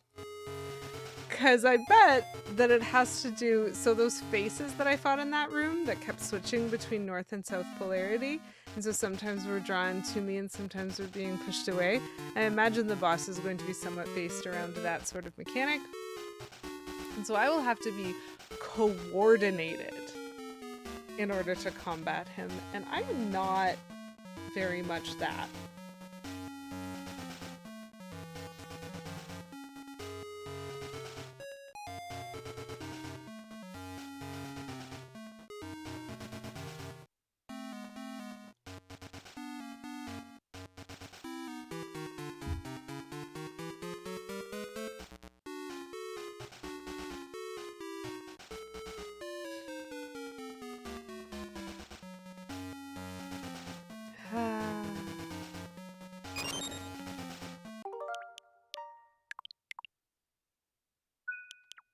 Well, let's see what it's like. Oh, you... Oh, okay.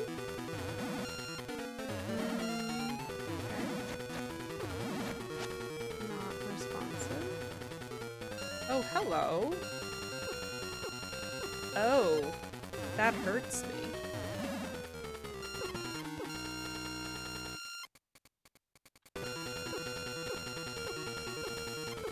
I can't tell if it also hurts him. Okay, so.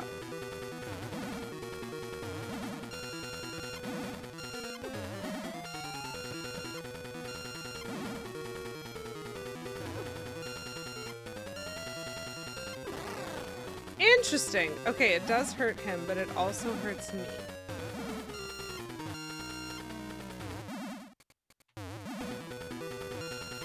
Oh. Oh. Okay. I am very clumsy at this, but I understand it.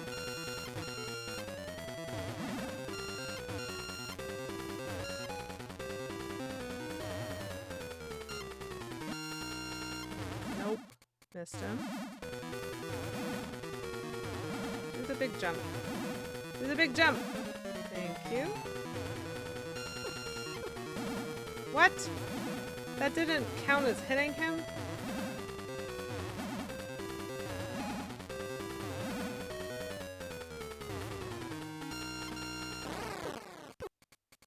Okay.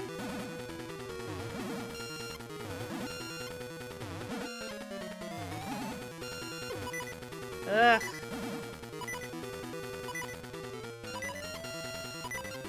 No.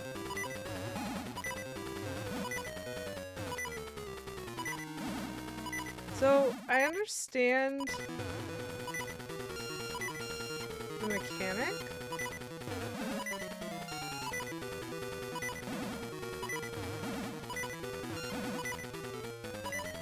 Ah, I dodged the wrong way.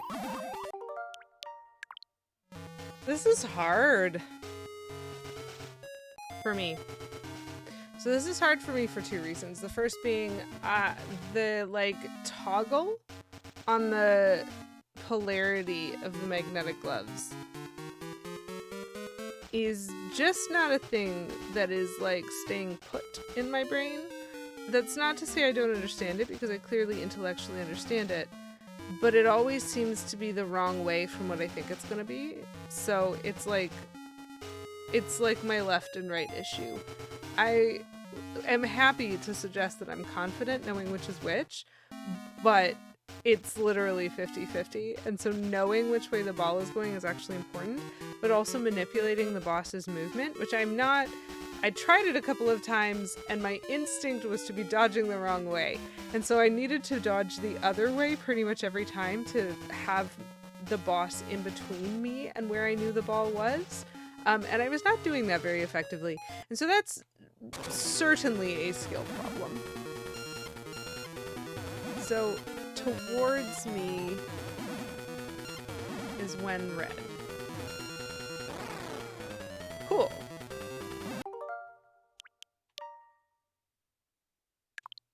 This feels like every successful hit.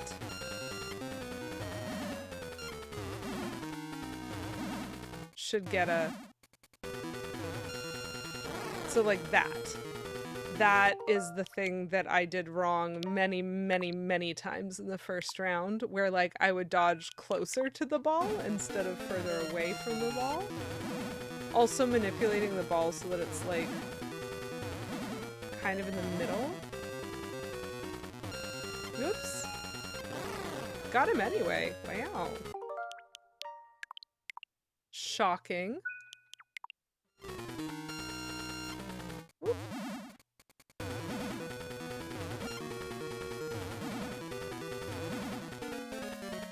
You're very kind, Willis. Oh my goodness! Ah! Ah! Why are there so many little ones? Can I hurt them? I did not love that, so we're gonna do that again. So he breaks into little itty bitties, and I might be able to kill them with the sword.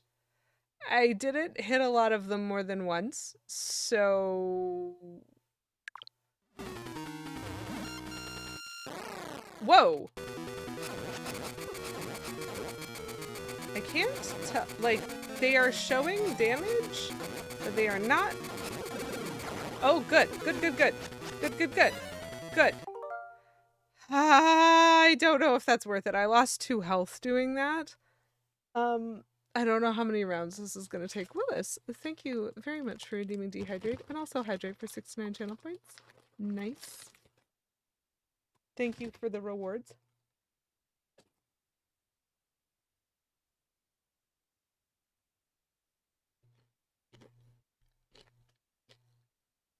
I thought that breaking him apart was going to win me that boss fight. And so I was save stating with every hit, expecting it to take like 6 to 8 hits. I think it only took 4, but then he exploded. And that means I think I have to do this bit again. But I also think I double hit him once.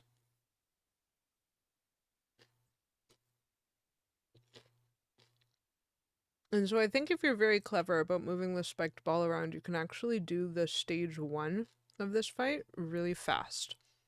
Now, I'm not clever about that, and so I can't, but you know, it's probably a possible thing.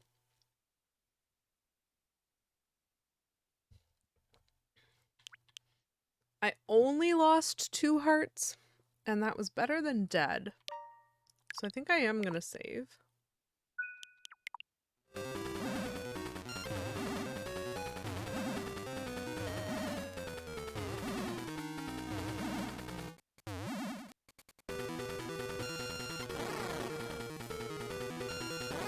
You can hit him more than once.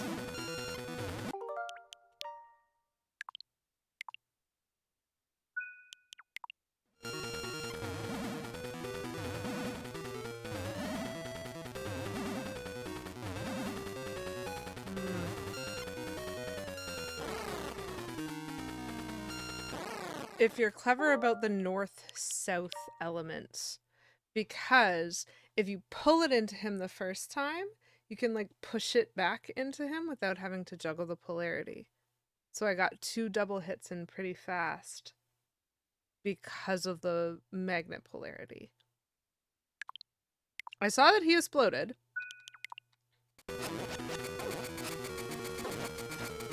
I do not love how good these guys are at running me over. Okay, this is not a good version of this. So we're gonna do that again. I wonder... They do die to the magnet ball. Okay, I have to get way the heck better at this. Nope. Ah!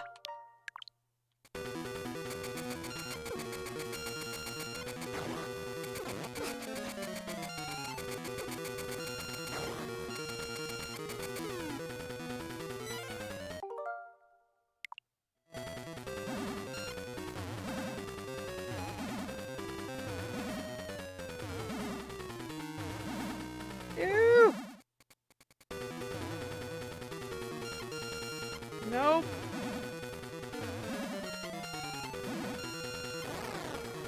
Oh, cool. I hurt him. And then he's hurting me a whole bunch. This is not great. Ugh. Okay, I'm gonna have to do the little wee guys again. So it's faster to get the little wee guys if I can hit them with the ball, because it just takes one hit with the ball, but it's awful.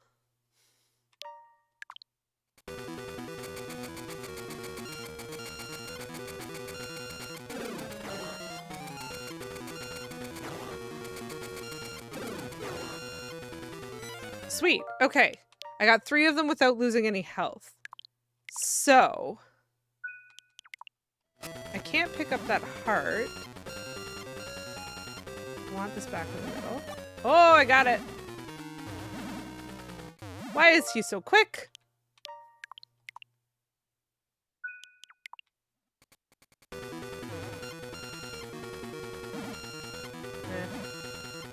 This is fine. Woo! It's so quick! It's so quick! Oh, jeez. Wrong way. Dang it.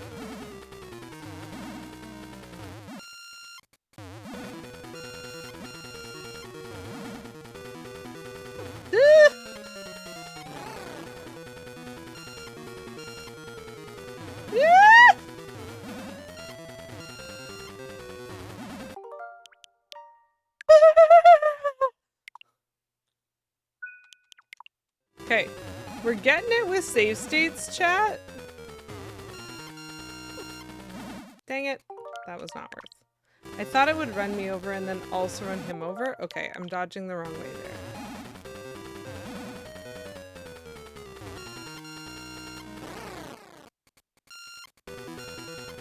Interesting.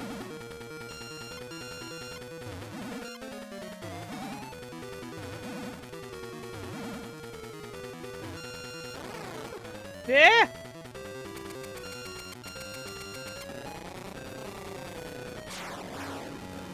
Okay, I got him!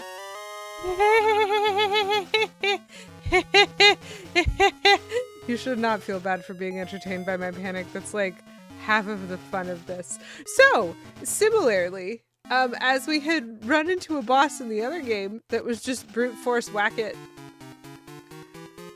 this is the opposite of that. This is the, I'm sorry, your brute force has been denied. It is not permitted. Get good, please. And, well, we can see how effectively that worked.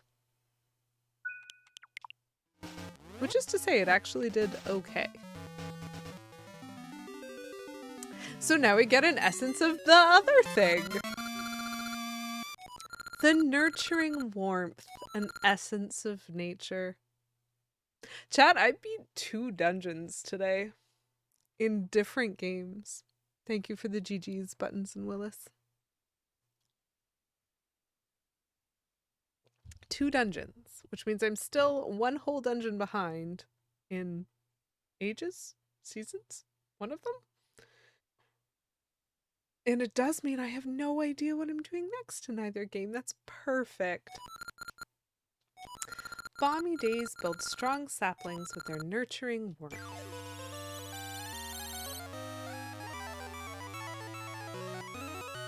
So this is the sleepy tree.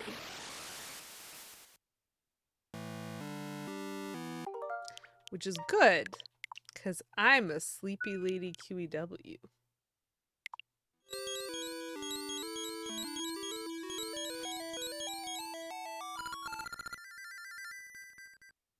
I'm trying to decide if I should just be done now. Because I really am quite sleepy. And I am worried that I'm going to learn something in these cutscenes that will matter to me. So I think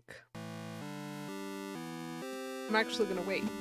So I beat a dungeon in both games, which means I have to watch a cutscene, and it is basically 9, you're right. I have to watch a cutscene in both games.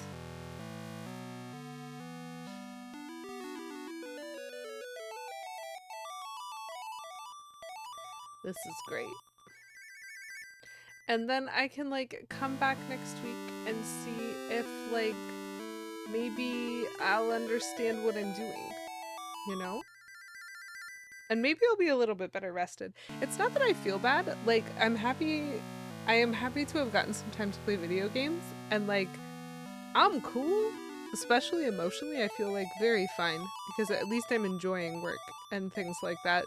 I'm just doing so much of it that I can kind of feel my brain being like,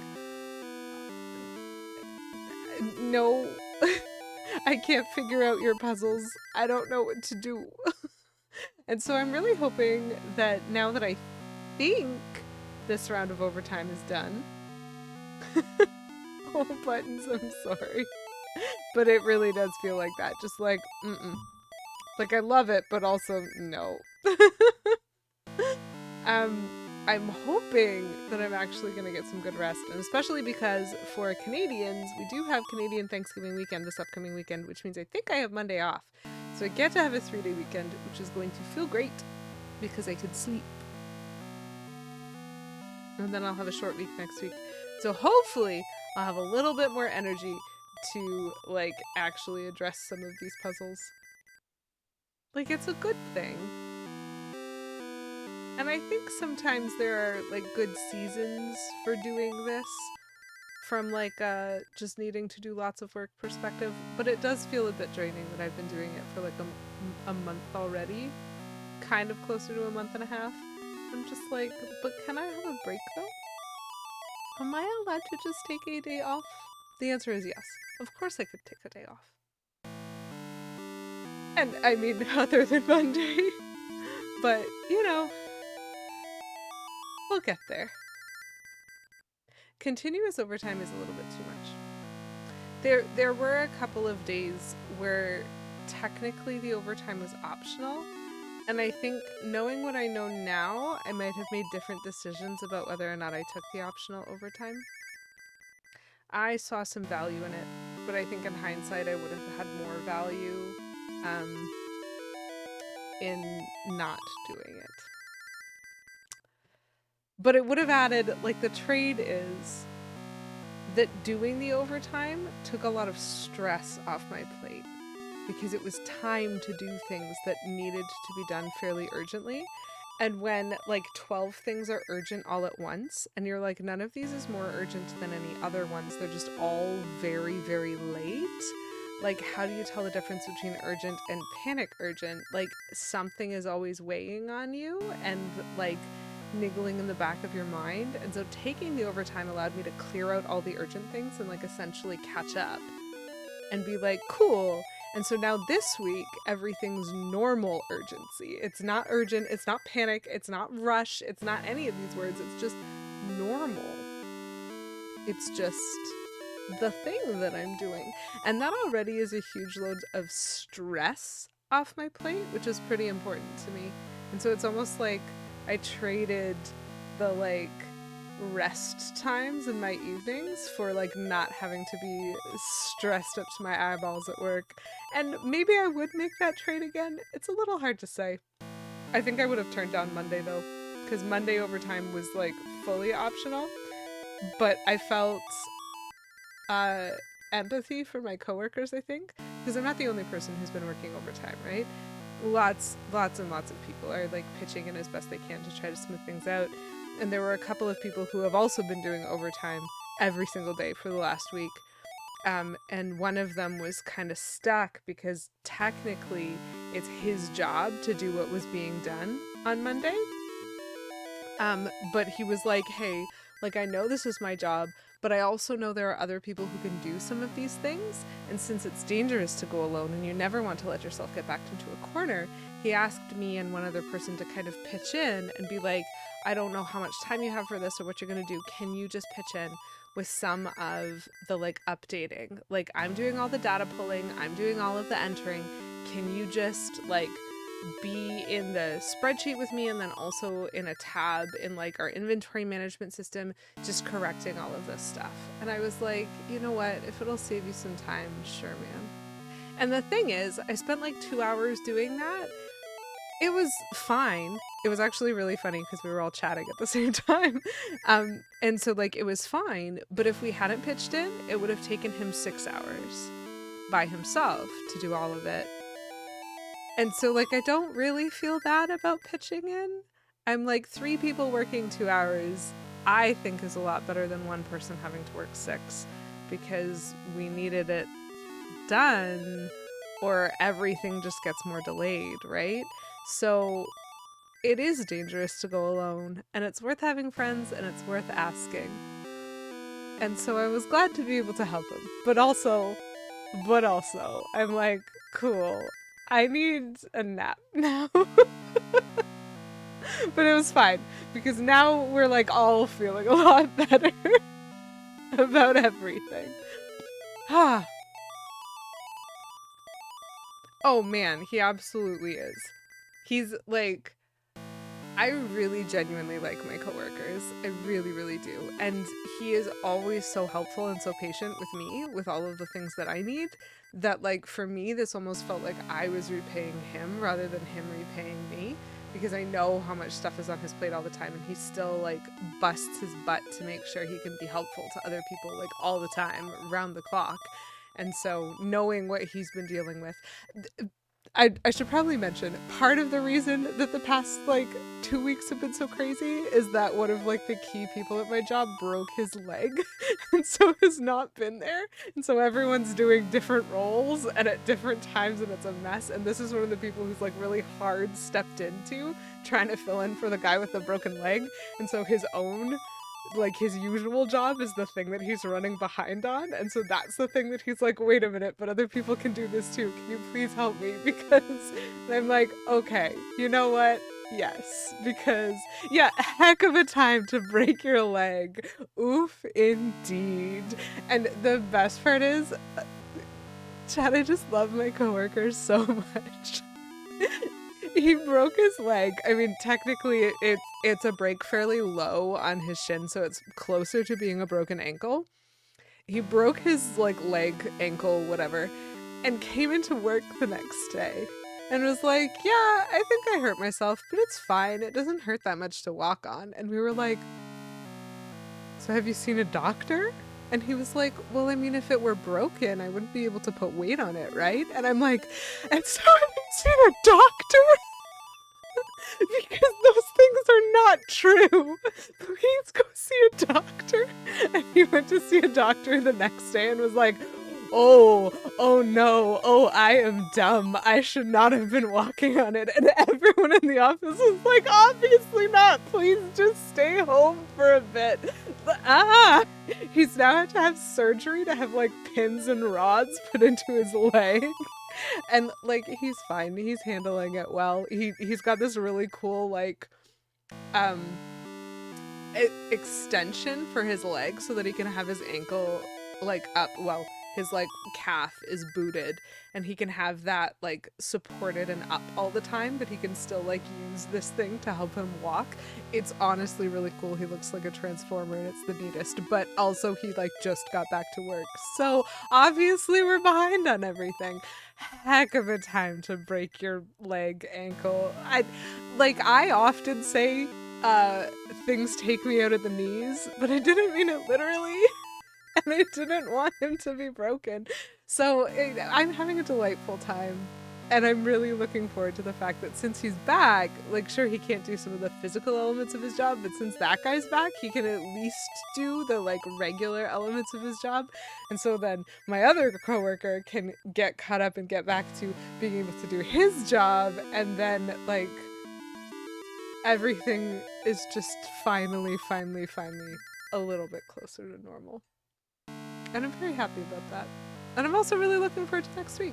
So in case I haven't said it, because I definitely haven't said it, I stream Wednesdays, 7 p.m. Eastern Time, so same time, same place next week. That's my plan at the very least. We are going to go hang out with a friend, I think. We'll try. Let's find somebody to raid for a little drop off. I think probably we're going to raid Civis Elmir. We've rated her before. She's a VTuber. She's playing depersonalization, it looks like, which, you know what, seems interesting enough. So we are going to go visit Civis. I'm gonna drop a raid message in chat. If you happen to have the emotes, you could grab it. If you want to delete the emotes or like just leave them as text, that's fine too. I'm not very picky about that, but just in case you want to come with and hang out, that seems like a good place to go for tonight. So we shall. Lovely to see you, SNK. I hope you have a nice evening. And I kind of hope all of you guys have a nice evening. Thanks for coming to hang out with me. Thanks for empathizing and sympathizing with some of the little messes going on. And thank you for the switching around that led to me beating 2 dungeons in a single stream. I feel very proud of myself. You too, Willis. I hope you and the fam have yourselves a good time together. And for everybody who's here, everybody that I saw today, because it was so lovely hanging out with y'all, I hope you have a wonderful rest of your Wednesday, a wonderful rest of your week, a wonderful weekend, and I hope I will see you next Wednesday. But until I see you next, as always, keep it cute. Bye.